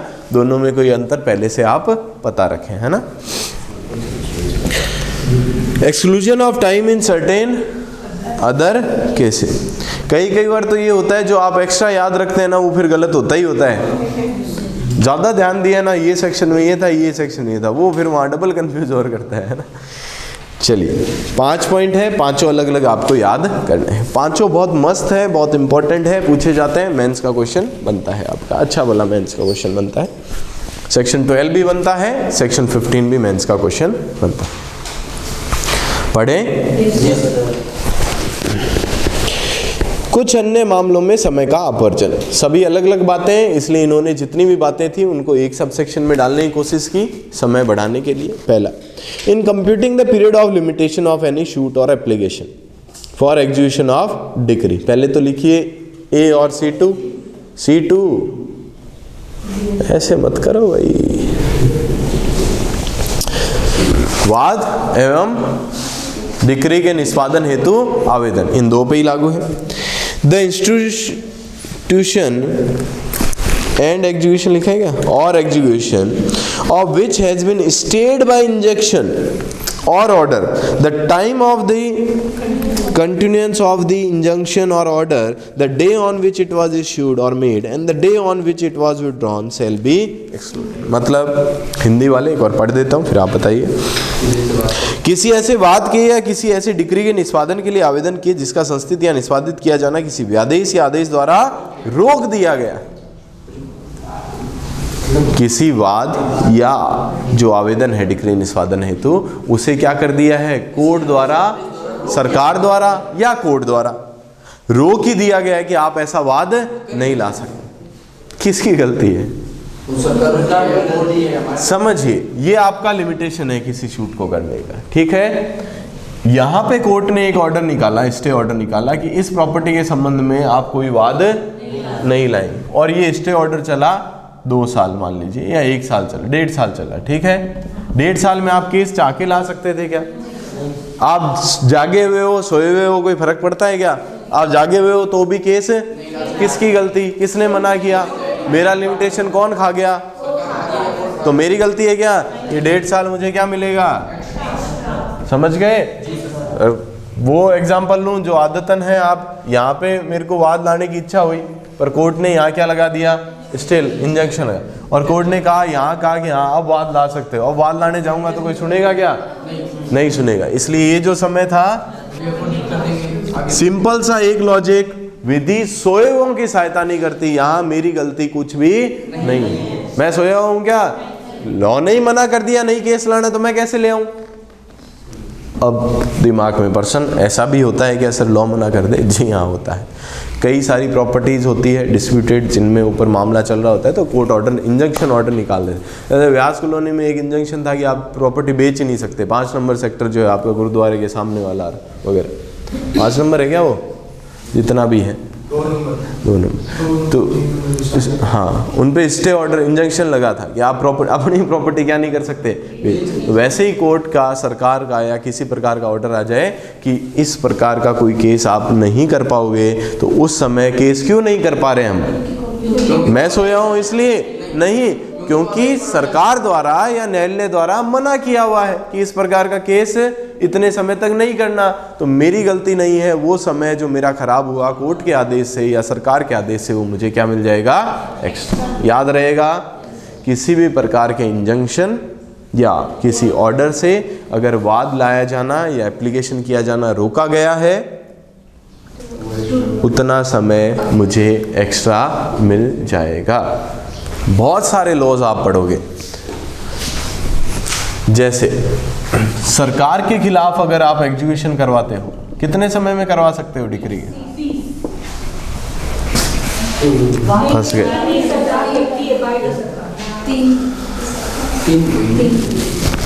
Part 4 CPC, suit in particular cases, suit by or against government. अब याद करो, सरकार के खिलाफ निर्णय आया है, वो कितने दिनों तक एग्जीक्यूट नहीं हो सकता? 3 मंथ तक एग्जीक्यूशन है। वो नोटिस देना, वो तो मुकदमे के लिए देना होता है। आप पे केस हुआ, आप सरकार हैं, कोर्ट ने निर्णय दे दिया, सरकार भाई भट्टराज जी को, भट्टराज जी ने केस किया 2 लाख रुपए दे इनके बिल्डर के, आप खाए हुए बैठे थे। वो 2 लाख रुपए कब देना शुरू होता है? 3 महीने बाद से। तो वो 3 महीने किसने रोका? लॉ ने रोका ना। तो भट्टराज जी उन 3 महीने में आवेदन कर सकते थे क्या एग्जीक्यूशन है? नहीं। तो भट्टराज जी की गलती है क्या 3 महीने खराब किए? नहीं। किसकी गलती है? लॉ की गलती है। तो भट्टराज जी उसकी सजा नहीं पाए, उन्हें वो 3 महीने एग्जीक्यूशन के, क्योंकि एग्जीक्यूशन नॉर्मली मान लीजिए 1 वर्ष की डिलीवरी ऑफ पोजेशन का है, तो वो 3 महीने जो खराब हुए वो इनकी गलती से हुए क्या? लॉ स्पष्ट कहता है सरकार के विरुद्ध कोई भी निर्णय है वो 3 माह तक एग्जीक्यूट नहीं किया, तो वो किसकी गलती थी? वो समय आपको एक्स्ट्रा मिले। ये एक एग्जाम्पल दे रहा हूँ। इसी प्रकार से एक एग्जाम्पल, क्योंकि आप में से कईयों ने सीपीसी पढ़ी हुई है इसलिए दिया। इसी प्रकार से लॉ, गवर्नमेंट या कोर्ट ऑर्डर द्वारा किसी मुकदमे को या उसके एग्जीक्यूशन की एप्लीकेशन को रोक सकते हैं। अगर वो रोकते हैं तो जितना समय उनकी रुकावट के कारण लगा वो समय मुझे एक्स्ट्रा मिल जाए। क्लियर है? सेकंड, तो पहले के आगे लिख लीजिए इंजंक्शन और स्टे, स्टे ऑर्डर या इंजंक्शन, ऐसा लिख लो, स्टे ऑर्डर या स्टे ऑर्डर और इंजंक्शन। सेकंड, और यहां देखिएगा और क्या बात लिखी थी, इंजंक्शन में जितना समय लगा वो भी जिस दिन इंजंक्शन ऑर्डर आया वो दिन भी, और जिस दिन इंजंक्शन ऑर्डर हटा वो दिन भी। नहीं समझे क्या? जितने समय स्टे चला वो समय, जिस दिन स्टे लगा वो दिन भी, जिस दिन स्टे हटा वो दिन भी, वो सभी एक्सक्लूड किए जाए। Clear? Second, in computing the period of, Hindi में पढ़ूंगे इसे फर्स्ट क्लोज को, कोई है क्या ऐसा? चलो पढ़ देता हूं। किसी ऐसे वाद के या किसी ऐसी डिक्री के निष्पादन के आवेदन के जिसका संस्थित या निष्पादित किया जाना किसी व्यादेश, व्यादेश क्या होता है? रोकना, किसी चीज को रोकने का आदेश, व्यादेश या आदेश द्वारा रोक दिया गया हो परिसीमा काल की संगणना में उतना समय जितने समय ऐसे व्यादेश या आदेश बना, यानी जितने समय इंजंक्शन या स्टे ऑर्डर रहा वो समय, प्लस वह दिन जिस दिन वह निकाला गया, यानी जिस दिन इंजंक्शन ऑर्डर लगा, स्टे ऑर्डर, ठीक है, और वह दिन जिस दिन उसका विड्रॉल, जिस दिन इंजंक्शन हटाया गया वो दिन भी आपको एक्स्ट्रा मिलेगा, एक्सक्लूड किया जाए। कोई दिक्कत? Very good. Second, in computing the period of limitation for any suit of which notice has been given, एक, or for which the previous consent or section of the government or authority is required, दोनों के अलग अलग column बना लीजिए। पहला क्या है? Notice has been given, notice के बाद वो उसे क्या बोलते हैं? स्लैश बोलते हैं, क्या बोलते हैं? वो लगा लो, यानी ये दो अलग अलग चीजें हैं। अगर कोई ऐसा वाद है जिसमें किसी को केस करने से पहले क्या दिया जाना जरूरी है? नोटिस दिया जाना चाहिए, या जिसमें केस करने से पहले क्या चाहिए? प्रीवियस कंसेंट और सैंक्शन चाहिए गवर्नमेंट, तो जितना समय, the period of such notice as the case may be, the time required for obtaining such consent or sanction shall be excluded। अब सोच के देखिए, इधर आइए, ये आपकी लिमिटेशन है, कॉज ऑफ एक्शन यहाँ राइज हुआ, और ये लिमिटेशन आपकी क्या होती है? एंड होती। पर लॉ कहता है कि आपको इस पे केस करने से पहले आपको इसको नोटिस देना पड़ेगा, 4 महीने का, 5 महीने का, 1 साल का। समय मिला मुझे 3 साल मान लीजिए, और कोर्ट कहता है केस करने से 1 साल पहले नोटिस देना पड़े। कॉज ऑफ एक्शन से पहले तो छाया आएगी नहीं कि कॉज ऑफ एक्शन अराइज होने वाला है, इसके बाद ही पता लगा कि ये काम गलत किया, मैं इस पे केस कराऊंगा, और लॉ कहता है इसको पहले क्या देना पड़ेगा? तो नोटिस का समय कितना है? 1 साल मान लीजिए। तो वो 1 साल मेरी गलती की वजह से गया क्या? किसकी गलती? वो 1 साल मुझे एक्स्ट्रा मिले। ये तो नॉर्मल बात। अब समझिए, अगर आप गवर्नमेंट के खिलाफ मुकदमा करवाते हैं, किसके खिलाफ मुकदमा कराते हैं? तो सरकार पे सीधा केस नहीं होता कभी भी। अगर सरकार पे कोई भी सिविल मामला आप दर्ज कराएंगे तो पहले उन्हें 2 मंथ प्रायर नोटिस देना, हम आप पे केस कर, जैसे मैं हूँ, मेरे पे कोई केस होने वाला है तो मैं तो आता हूँ यार, हाँ भाई कौन है रे, तू क्या केस करा? सरकार कौन है? आज मान लीजिए कोई एक डिपार्टमेंट सोच लीजिए जिस पे केस करवा रहे हैं, तो जो मेन आदमी है उस डिपार्टमेंट, उस तक पहुंचते पहुंचते कई समय लग जाता है बात को, तो उसे पता तो लगे मसला क्या है, कोर्ट में क्या लेके जाना है, कागज पाने तैयार करने पड़ेंगे, है ना। तो सरकार को केस से पहले 2 महीने सूचना देनी पड़ती, ताकि हो सकता है सरकार को ये आपकी ग्रीवेंस पता ही नहीं थी, बिना केस ही वो 2 महीने में सल्टा दे आपकी ग्रीवेंस, हो सकता है या नहीं? इसी को बोलते हैं 80 CPC। सेक्शन 80 CPC के तहत सरकार के ऊपर केस कराने से पहले आपको एक नोटिस देना पड़ता है। कितने समय का? 2। उसी को एग्जाम्पल में लें, मान लीजिए आपका कि कोई शूट करवाने की लिमिटेशन है 1 वर्ष, क्लियर? और लॉ क्या कहता है? आपको कोई भी सरकार पे केस कराओगे समय सीमा कितनी चाहिए? 2 महीने नोटिस देना पड़े। यहाँ मेरे जच्ची मैं केस कराऊं तो यहाँ केस करा सकता हूँ क्या सीधा? नहीं। क्या देना पड़ेगा मुझे? 80 CPC नोटिस। कितना टाइम खराब हो गया मेरा? लिमिटेड 2 महीने। ये 2 महीने मुझे एक्स्ट्रा मिलेगा या नहीं? क्यों खराब हुआ? मैं सोया हुआ था क्या? सिंपल सी बात, मैं सोया हुआ था क्या? नहीं, मेरी मजबूरी थी कि केस से पहले क्या दूं? नोटिस दूं। तो इसलिए मेरे को नोटिस देना पड़ा और उसमें मेरे 2 महीने खराब हुए, मुझे ये 2 महीना एक्स्ट्रा मिले। समझ रहे हैं? पक्का? वैसे ही आप अगर NI का केस करवाते हैं किसी पे, NI जानते हैं, चेक डिसऑनर का केस करवाते हैं, तो पहले नोटिस देना पड़ता है 15 दिवस का कि भाई साहब 30 दिन में आप केस कर सकते हैं। नोटिस जो दिया जाता है 15। आपको चेक दिया किसी ने, बैंक में आपने जमा कराया, चेक डिसऑनर हो गया। डिसऑनर होने के बाद में आपको सामने वाले को 15 दिन का समय देना पड़ता है कि 15 दिन में पेमेंट दे दो। वो नहीं देता है तब आप मुकदमा कर सकते हो, उससे पहले मुकदमा। जैसे चेक डिसऑनर हो क्या यार आज ही मुकदमा कर दो, ये पॉसिबिलिटी नहीं। पहले सामने वाले नोटिस देना पड़ेगा। हो सकता है वो नोटिस से ही पेमेंट कर दे तो मामला यहीं खत्म हो जाए। नोटिस से पेमेंट नहीं करता तो 16वें दिन आप क्या कर सकते हो? तो वो 15 दिन कहाँ मेरे खराब हुए? मैं सोया हुआ था क्या? लॉ ने कहा कि रुकना पड़ेगा तो मैं रुका हुआ था, तो वो समय 15 दिन मुझे एक्स्ट्रा मिले। समझ रहे हैं बात? पक्का? Very good. चले आगे। दूसरा, ये तो एक चीज हुई नोटिस, एक और चीज बोली इसने, प्रीवियस सैंक्शन। बहुत सारे मामलों में मुकदमा करने से पहले सरकार की परमिशन लेनी पड़ती है। मोस्टली सरकारी एम्प्लॉय जो भी हैं, पब्लिक सर्वेंट जिन्हें हम बोलते हैं, उन पे आपको केस करना है तो साधारणतः आपको पहले क्या, IAS नहीं, कोई भी सरकारी पब्लिक सर्वेंट जो अपना ऑफिशियल ड्यूटी में आपको उससे कोई ग्रीवेंस है, आप उस पर मुकदमा करेंगे तो पहले साधारणतः बहुत जितने भी लॉ हैं उनमें, स्पेशल लॉज उनमें बता रखा है, आप इन पब्लिक सर्वेंट पे केस करेंगे तो पहले सरकार से क्या लेनी पड़ेगी?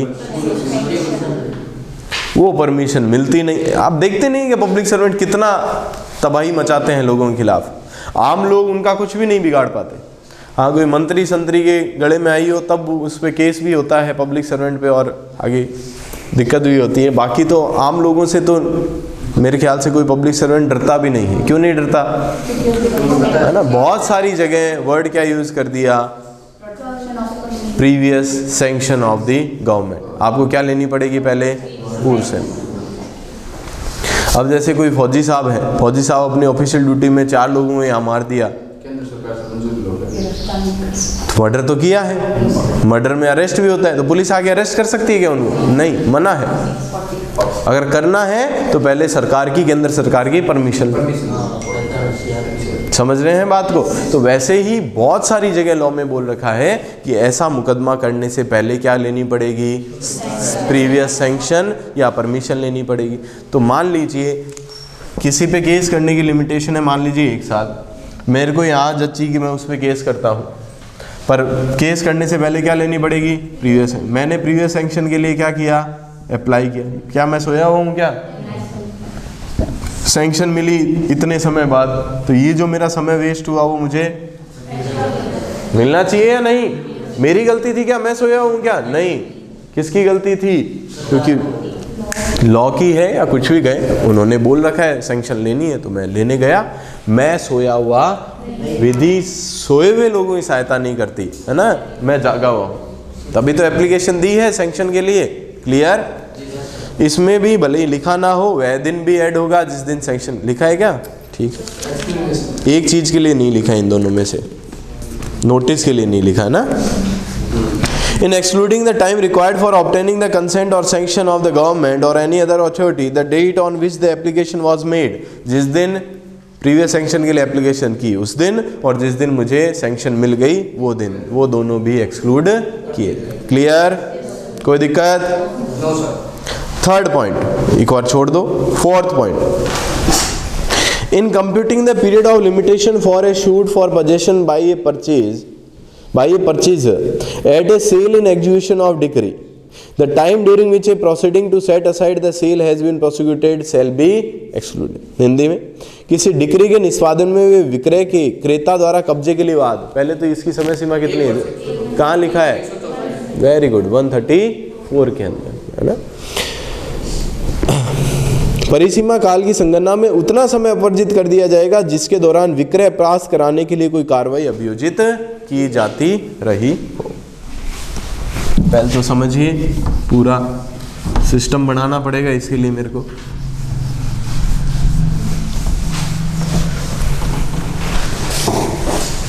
ये ए भाई साहब हैं, ये बी भाई साहब हैं, ये बी भाई साहब से 5 लाख रुपए ए भाई साहब मांगते हैं। बी को कहा पैसे दे दो, नहीं दिए। ए ने क्या करा दिया, केस करवा दिया। कोर्ट ने जजमेंट दिया, क्या देगा कोर्ट जजमेंट? बी को कहेगा 5 लाख रुपए विद ब्याज किसे लौटा दो, ए को लौटा दो। बी नहीं देगा पैसे तो क्या इलाज है कोर्ट के पास?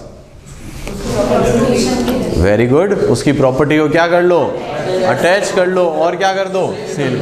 इसकी कोई प्रॉपर्टी थी 10-15 लाख की, है ना, मान लीजिए 15 लाख की कोई प्रॉपर्टी है, कोर्ट ने इसे अटैच कर लिया और इसकी नीलामी की गई, पब्लिक ऑक्शन किया गया।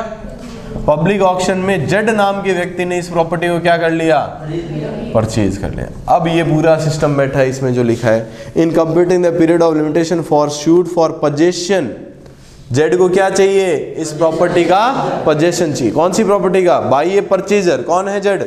खरीदा है, परचेजर। कहाँ खरीदा है? एट ए सेल, ये बिका है, काय में बिका है? In execution of decree. इसलिए पूरा बनाना पड़ा। ये बिक क्यों रहा है? डिक्री के निष्पादन में बिक रहा है ना, नॉर्मल सेल नहीं है। काय में बिक रहा है? क्योंकि बी 5 लाख नहीं दे रहा था, इसलिए ये डिक्री आई कि 5 लाख दो, नहीं दे रहा तो उसके लिए डिक्री को सेटिस्फाई करने के लिए बी की प्रॉपर्टी बेची जाए। इसे किसने खरीदा? जेड ने। जेड को अब इस प्रॉपर्टी का क्या चाहिए? पोजेशन। कितने समय में वाद ला सकता है, एप्लीकेशन दे सकता है? 1 वर्ष में। ये लिखा है 134 पर जेड के खरीदने के तत्पश्चात ही बी ने सेल रोकने के लिए, सेल सेट असाइड के लिए क्या कर दिया कोर्ट में? सर जो बेचा था जिस व्यक्ति ने, पब्लिक ऑक्शन जिस पब्लिक सर्वेंट ने कराई थी, वो इसे मिला हुआ था। मेरी 30 लाख की प्रॉपर्टी उसने आपस में मिला जुला करके कितने में बेच दी? इसने काय के लिए केस कर रखा है? सेल को सेट असाइड। ये सूट चला 6 महीने, तो इसे 6 महीने क्या मिल जाएंगे? क्योंकि जब तक ये सूट चलता है तब तक ये पोजेशन नहीं ले सकता। समझ रहे हैं? तो इसने सेल को रोकने के लिए जितना समय धक्के खाए, उतने समय जज को उसके एग्जीक्यूशन ऑफ डिक्री के लिए, पोजेशन के लिए एक्स्ट्रा मिल जाए। जिन्हें नहीं समझ आया फिर समझ लीजिए। ये पूरा सिस्टम तो समझ आया मैंने क्या किया है, ये जो लिखा है उसको चित्रित किया है। लिखा क्या है? परचेजर द्वारा वाद लाए जाने। परचेजर क्या ला रहा है? एग्जीक्यूशन ऑफ डिक्री के लिए एप्लीकेशन कर रहा है। एग्जीक्यूशन ऑफ डिक्री में जो प्रॉपर्टी उसने परचेज की है उसके पोजेशन के लिए परचेजर क्या कर रहा है? एप्लीकेशन दे रहा है। उस समय में वो समय घटा दिया जाएगा जितने समय तक सेलर सेल को सेट असाइड करने के लिए कोर्ट में घूम रहा है। क्यों सर? जज ने ये प्रॉपर्टी खरीदी, काय में खरीदी? पब्लिक ऑक्शन में खरीदी। कितने समय में इस प्रॉपर्टी का पोजेशन ले सकता है? 1 साल। अभी कौन है पोजेशन में? बी। पर बी ने कोर्ट में केस करा रखा है काय का? सर ये जो सेल हुई है वही गलत हुई है। तो भाई पहले कोर्ट ये डिसाइड करेगा कि सेल सही है या गलत, तब तक जेड को कोई पोजेशन नहीं मिलेगी। तो ये वाद ला के करेगा क्या? एप्लीकेशन करके करेगा क्या? पोजेशन तो इसे कब मिलनी है? जब ये सेल फाइनल हो जाए, हाँ या ना? तो ये 6 महीने 1 साल धक्के खाया तो इसे ये समय इसका शुरू नहीं होगा। जब ये सेल वाला एब्सोल्यूट हो जाएगी, सेल कोर्ट मना कर देगा नहीं सेल सही थी, तब ये क्या कर सकता है? वाद ला सकता है, यानी एप्लीकेशन कर सकता है पोजेशन के लिए, और उस समय इसको समय एक्स्ट्रा मिल जाएगा। वापस पढ़ता हूँ, देखिए। In computing the period of limitation for a suit for possession by a purchaser at a sale in execution of decree, the time during which a proceeding to set aside the sale has been prosecuted shall be, जब तक cell को set aside करने की case चल रहा है तब तक आपका समय शुरू नहीं हो। क्लियर? फिफ्थ, बहुत सिंपल, बहुत बढ़िया, आपको भी अच्छा लगेगा, इतनी देर बाद कुछ तो सिंपल आया। In computing the period of limitation for any suit the time during which the defendant has been absent from India. सामने वाला भारत छोड़ो आंदोलन के तहत दौड़ गया, वो भारत में ही नहीं है, उस पर केस करके लेओगे क्या उससे? जब तक वो डिफेंस करेगा नहीं है, वो भारत आएगा तो आप केस करो तो आपको कुछ मिलेगा, तो जब तक भारत के बाहर है। And from the territory outside India under the administration of central government shall be, जितने समय कुल मिला के भारत से कोई व्यक्ति सामने वाला बाहर है, तब तक आप वाद वैसे भी लाते तो कोई उसका अर्थ नहीं निकलता, इसलिए कहा उतना समय आपको क्या मिलेगा, एक्स्ट्रा।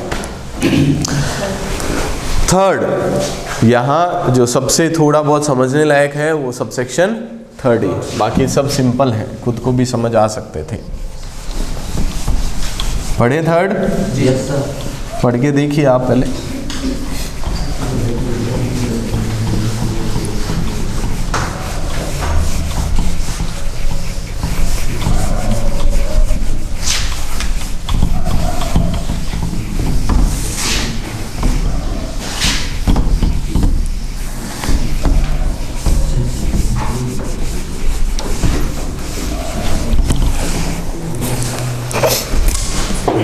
Section 15, subsection 3.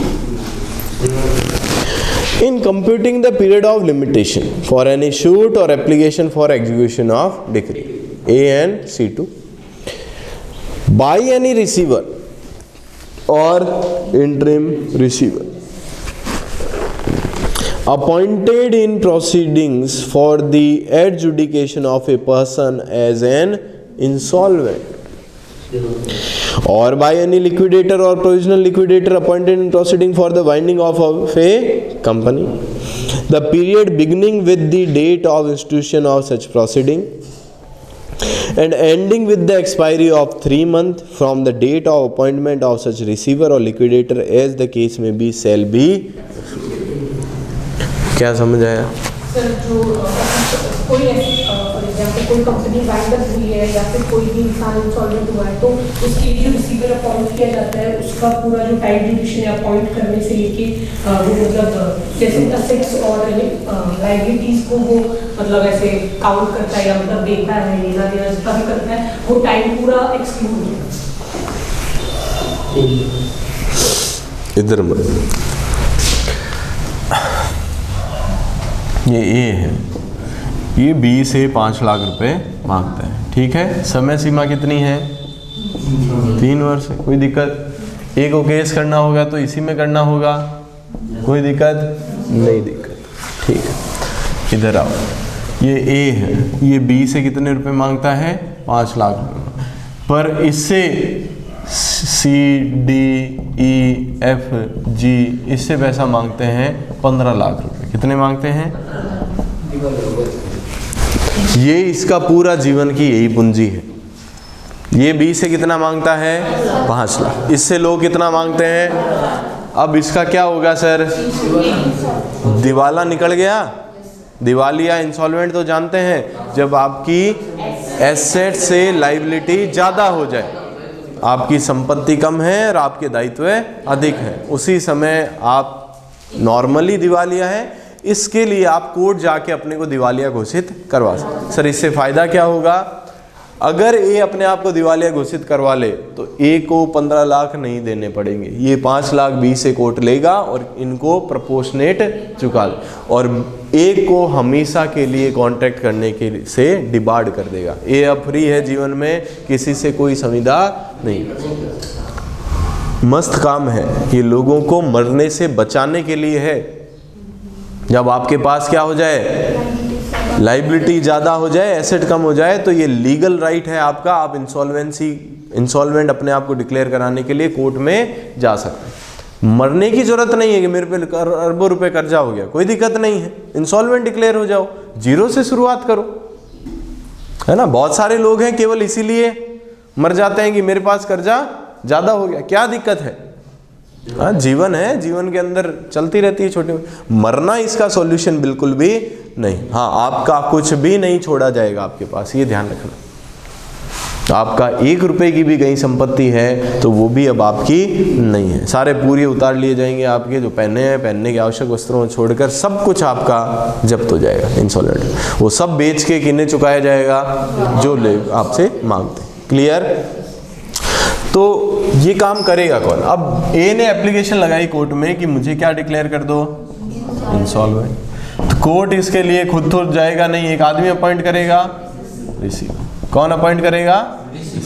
इसका काम क्या है कि पहले देखेगा ए किस किस से पैसा मांगता है और ए से कौन कौन पैसा मांग, कितनी ए की संपत्तियां हैं ये डिसाइड करेगा।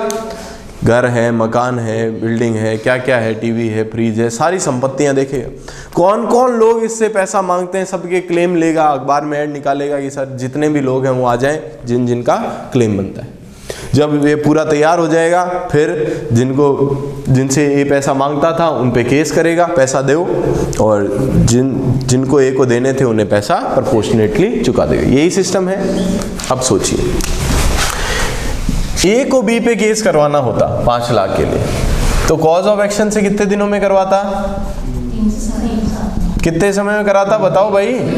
3 साल में कराता। ए के लिए तो इजी था, मुझे पता है मैं इससे पैसे मांगता हूं और मैं केस करवाना है, मुझे कितने समय कराना है? 3 साल। पर ए ने इंसॉल्वेंट के लिए एप्लीकेशन दी, अब कौन अपॉइंट होगा? तो एप्लीकेशन यहां दी मान लीजिए, एप्लीकेशन देते ही अगले दिन रिसीवर आ जाता है क्या धरती पे? नहीं, पूरा कोर्ट देखता है कि वास्तव में इंसॉल्वेंसी है या नहीं, गड़बड़ कर रहा है या नहीं, इसने प्रॉपर्टी अपनी इधर उधर सल्टा दी और अब इंसॉल्वेंसी की क्या लगा रहा है, सब कुछ देखता है। इस प्रोसेस में कोर्ट को लगे मान लीजिए 6 मंथ, क्या अपॉइंट करने में? इस दरमियान केस कौन करता है इसकी जगह? ए की जगह इस टाइम में केस कौन करता? कोई है ही नहीं, ना तो ए कर सकता क्योंकि ए ने क्या एप्लीकेशन दे दी कोर्ट में? इंसॉल्वेंसी की, तो ए अब कुछ नहीं कर पाए। और ना ही रिसीवर अपॉइंट हुआ है क्या? रिसीवर अपॉइंट होने की ये तो क्या चल रही है? प्रोसेस। तो 3 साल में से ये 6 महीने खराब हुए, इसमें ए की गलती है या नहीं ये बताओ? नहीं। तो ये 6 महीने ए को एक्स्ट्रा मिलने चाहिए या नहीं? ए को नहीं, ए की तरफ से ए के रिसीवर को। अब विवाद कौन लाएगा? रिसीवर लाए, उसे एक्स्ट्रा मिल। रिसीवर यहाँ अपॉइंट हुआ, होते ही रिसीवर के माइंड में सारा ट्रांसफर हो गया डाटा कि ए किस किस से पैसा मांगता था या ए को किसे किसे पैसे देने थे। ऐसा है क्या? पेन ड्राइव डाल दी रिसीवर के माथे में, ये देख इन से पैसा मांगता हूं मैं। नहीं, उसे समय लगेगा ये जानने में कि ए किस किस से पैसा मांगता था, किस किस को पैसे देने। तो उस समय के लिए इन्होंने 3 महीने और क्या दिए हैं? एक्स्ट्रा दिए। तो जितना समय रिसीवर के अपॉइंटिंग के प्रोसेस में लगा प्लस 3 मंथ एक्स्ट्रा किसे मिलते हैं? रिसीवर को मिलते हैं। ये है सेक्शन 15 सबसेक्शन 3। नहीं समझे? जितना समय रिसीवर अपॉइंटिंग के प्रोसेस में लगा वो क्यों मिल रहा है? कौन वाद लेके आए? रिसीवर तो वाद ला ही नहीं सकता क्योंकि अपॉइंट ही नहीं हुआ। देन आफ्टर रिसीवर अपॉइंट होते ही सर समय शुरू कर देना चाहिए। कर देना चाहिए क्या? अपॉइंट होते ही क्या हाथों हाथ कोई ज्ञान थोड़ी आ गया सारा, पीके थोड़ी हाथ लगाया इधर ट्रांसफर हो गया, नहीं ना। तो उसको एक स्टैंडर्ड टाइम बताया गया कि सब कुछ जान पहचान करने में, सारी चीज़ें डाटा कलेक्ट करने में उसे कितना लगेगा? 3। तो 3 महीने प्लस जितना समय रिसीवर को अपॉइंट के प्रोसेस में लगा प्लस 3 मंथ किसे मिलते हैं एक्स्ट्रा? रिसीवर को। अब केस कौन करेगा बी पे? रिसीवर। उसे कितना समय मिल जाएगा? 9 महीने एक्स्ट्रा। क्यों सर 9 महीने? 6 महीने प्रोसेस में, 3 महीने तो मिलने ही है प्लस जो प्रोसेस में लगा। क्लियर? ये तो था रिसीवर अपॉइंट किया, यही अब कौन अपॉइंट कर दो? लिक्विडेटर। एक कंपनी है, कंपनी लास्ट के अंदर क्या होती है? जब कंपनी जिस उद्देश्य के लिए बनी थी सब उद्देश्य खत्म हो गए, सब हो गए, तो कंपनी क्या होती है? बंद होती है। बंद लीगली होती है, ऐसा नहीं आज शटर बंद कर दिया यार बंद। क्या करना पड़ता है? ऑफिशियली वाउंड अप करना पड़ेगा। तो कोर्ट में वाउंडिंग अप के लिए क्या लगती है? ये आप भी करवा सकते हैं। आप कंपनी के अंदर सदस्य हैं, शेयर होल्डर हैं, आपको लगता है कंपनी के डायरेक्टर कंपनी को गलत दिशा में ले जा रहे हैं, बेच के खा रहे हैं, आपके शेयर होल्डर्स को नुकसान पहुंचा रहे हैं, आप कोर्ट में एप्लीकेशन लगा सकते हैं for the winding of the company, है ना। तो कंपनी बंद भी आप करवा सकते हैं ना, आम लोग भी जो कंपनी में मेंबर है, आम लोग मतलब। तो कंपनी वाइंडिंग अप होगी, तो अब कंपनी का भी क्या काम रहेगा, जितने लोगों से कंपनी पैसा मांगती थी उनसे लिया जाएगा और जिन जिनको पैसा देना है उन्हें दिया। कंपनी की सारी एसेट्स एक तरफ की जाएगी और लायबिलिटीज चुकाई। यही तो रहता है, जो बचेगा वो कंपनी के शेयर होल्डर्स में बांट दिया जाएगा, यही सिस्टम रहेगा। पर ये काम करेगा कौन, ऑफिशियल लिक्विडेटर। इसे अब क्या केस करना है, उन लोगों पे करना है जिससे कंपनी पैसा मांगती थी। तो कंपनी को मान लीजिए कोई किसी व्यक्ति से पैसा मांगते थे, भले ही कंपनी मांगो, समय कितना मिलता है 3 साल। इतना समय निकल चुका था, यहाँ शुरू हुई ऑफिशियल लिक्विडेटर को अपॉइंट करने की प्रोसेस। ऑफिशियल लिक्विडेटर अपॉइंट करने में 1 साल लग गया, तो ये 1 साल इसे एक्स्ट्रा प्लस 3 महीने, किस लिए, यह जानकारी करने के लिए कि कंपनी किन किन से क्या क्या पैसा मांग। लिखा नहीं है ये बातें, पर आपको समझनी, बार बार पढ़ते हो तो दिमाग अपने आप कहता है कि कोई ना कोई कारण है। या तो एक तरफ तो लोग होते हैं जो रट लो भाई 3 महीने एक्स्ट्रा है, पता नहीं क्यों है, और एक तरफ आप कारण भी जान सकते हैं। लॉजिक यही कहता है, कोई बुक में नहीं पढ़ा मैंने, मुझे ऐसा लगता है, वही मैं आपको बता रहा हूँ, और मुझे जो लग रहा है, मुझे ऐसा लगता है कि वो सही लगता है ना। चलें आगे, अब पढ़ू समझ आएगा। पहले हिंदी वाले देखिए पकड़ पाते हैं क्या। किसी व्यक्ति को दिवालिया न्याय निर्णित करने के लिए, इसमें कौन अपॉइंट होता है, रिसीवर।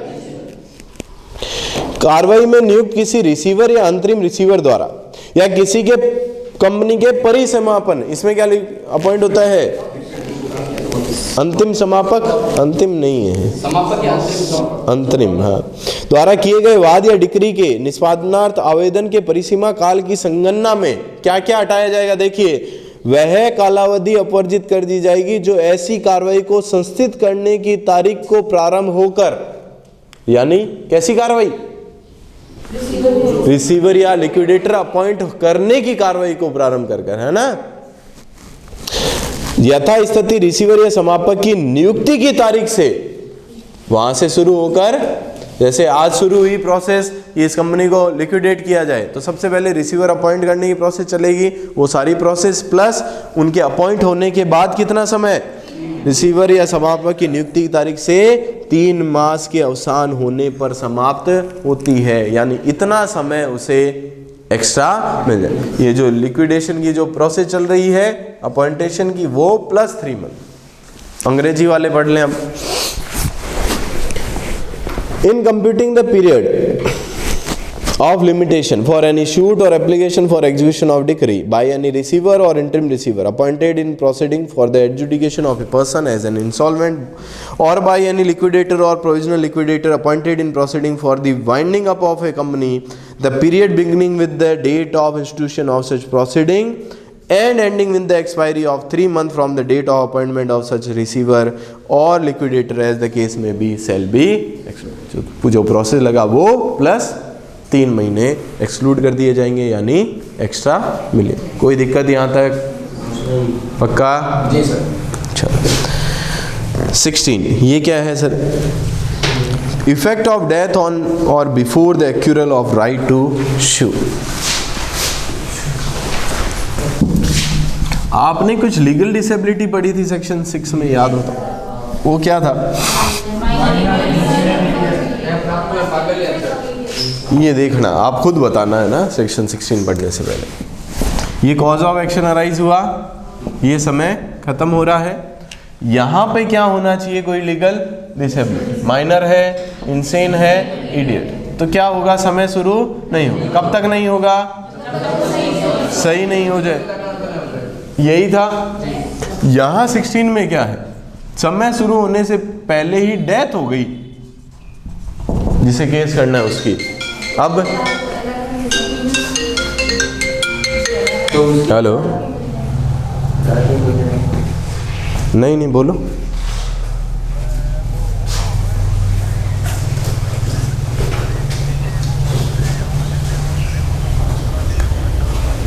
तो माखे तो आएडो है नहीं, वो घटो आएगा।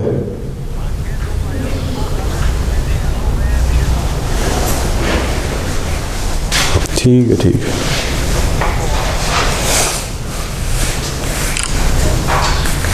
कहाँ थे हम? अगर प्लेंटिफ ही डेथ समय शुरू होने से पहले हो जाए तो क्या करोगे आप? सोचो कितना समय मिलेगा, और LR उसका सक्षम नहीं है तो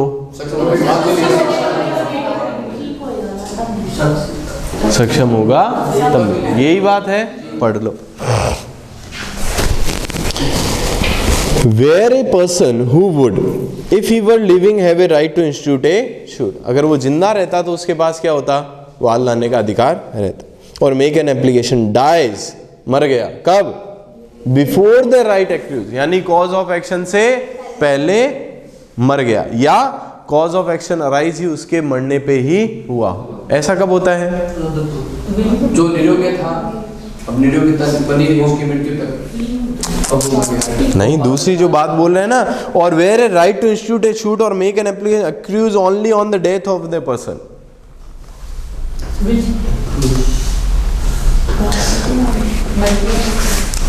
राइट अराइज होने से पहले मर गया है, या राइट अराइज ही इसलिए हुआ है क्योंकि वो मर गया है।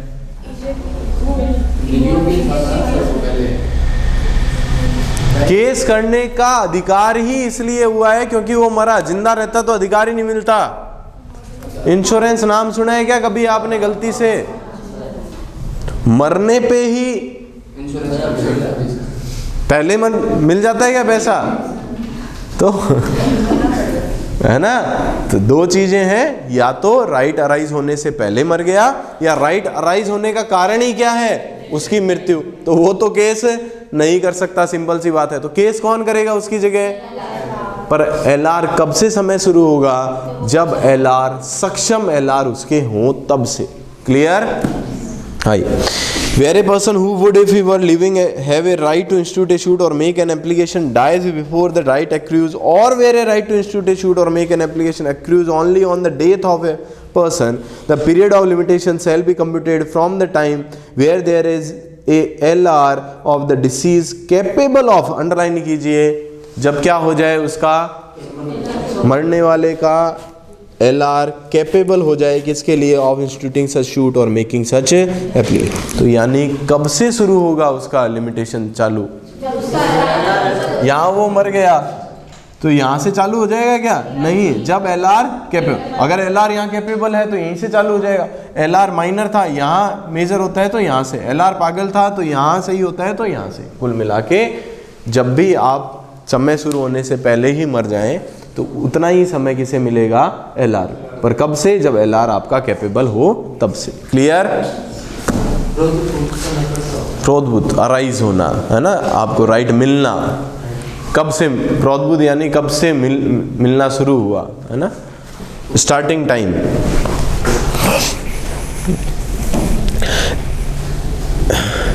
मृत्यु पर ही वो राइट मिल रहा है, उससे पहले राइट नहीं था, मृत्यु पर प्रोद्भूत हो रहा हो, है ना। क्या? क्यों?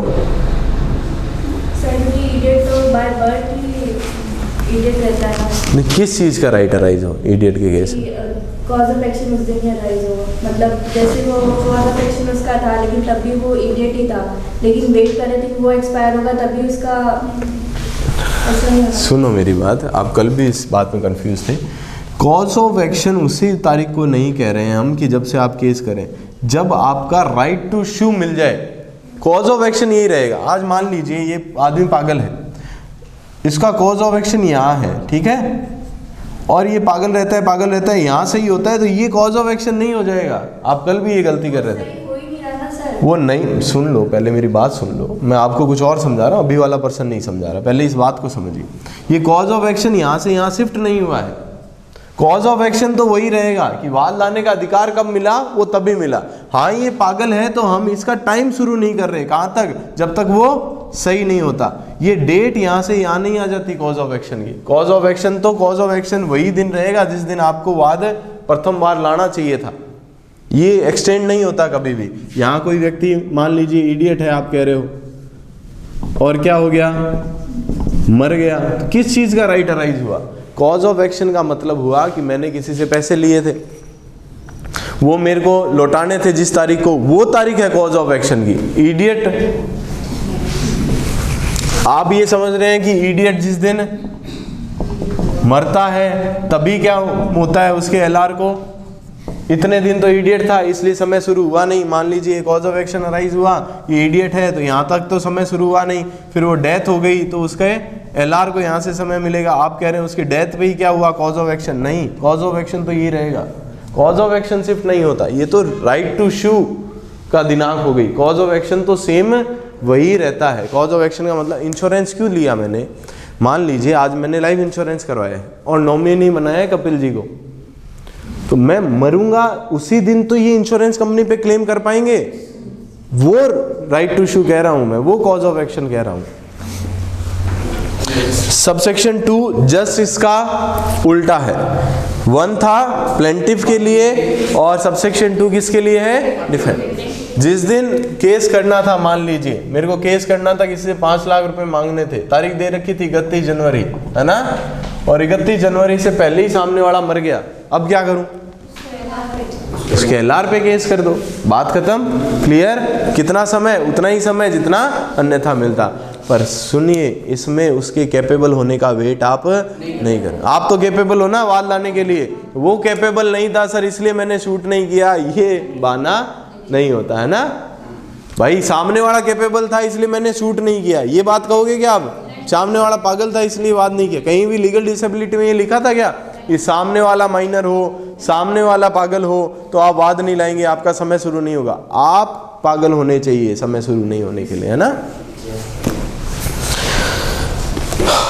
Where a person against whom, if he were living, a right to institute a suit or make an application would have accrued, dies before the right accrues, or where a right to institute a suit or make an application against any person accrues on the death of the such person, like will वगैरह, the period of limitation shall be computed from the time when there is a legal representative of deceased against whom the plaintiff may institute a suit or make an, ऐसा बोला क्या, capable legal representative नहीं, सामने वाले का LR है आप हाथों हाथ क्या कर दो, मुकदमा कर दो, भले कैपेबल हो नहीं हो, यहां नहीं लिखा है, क्लियर।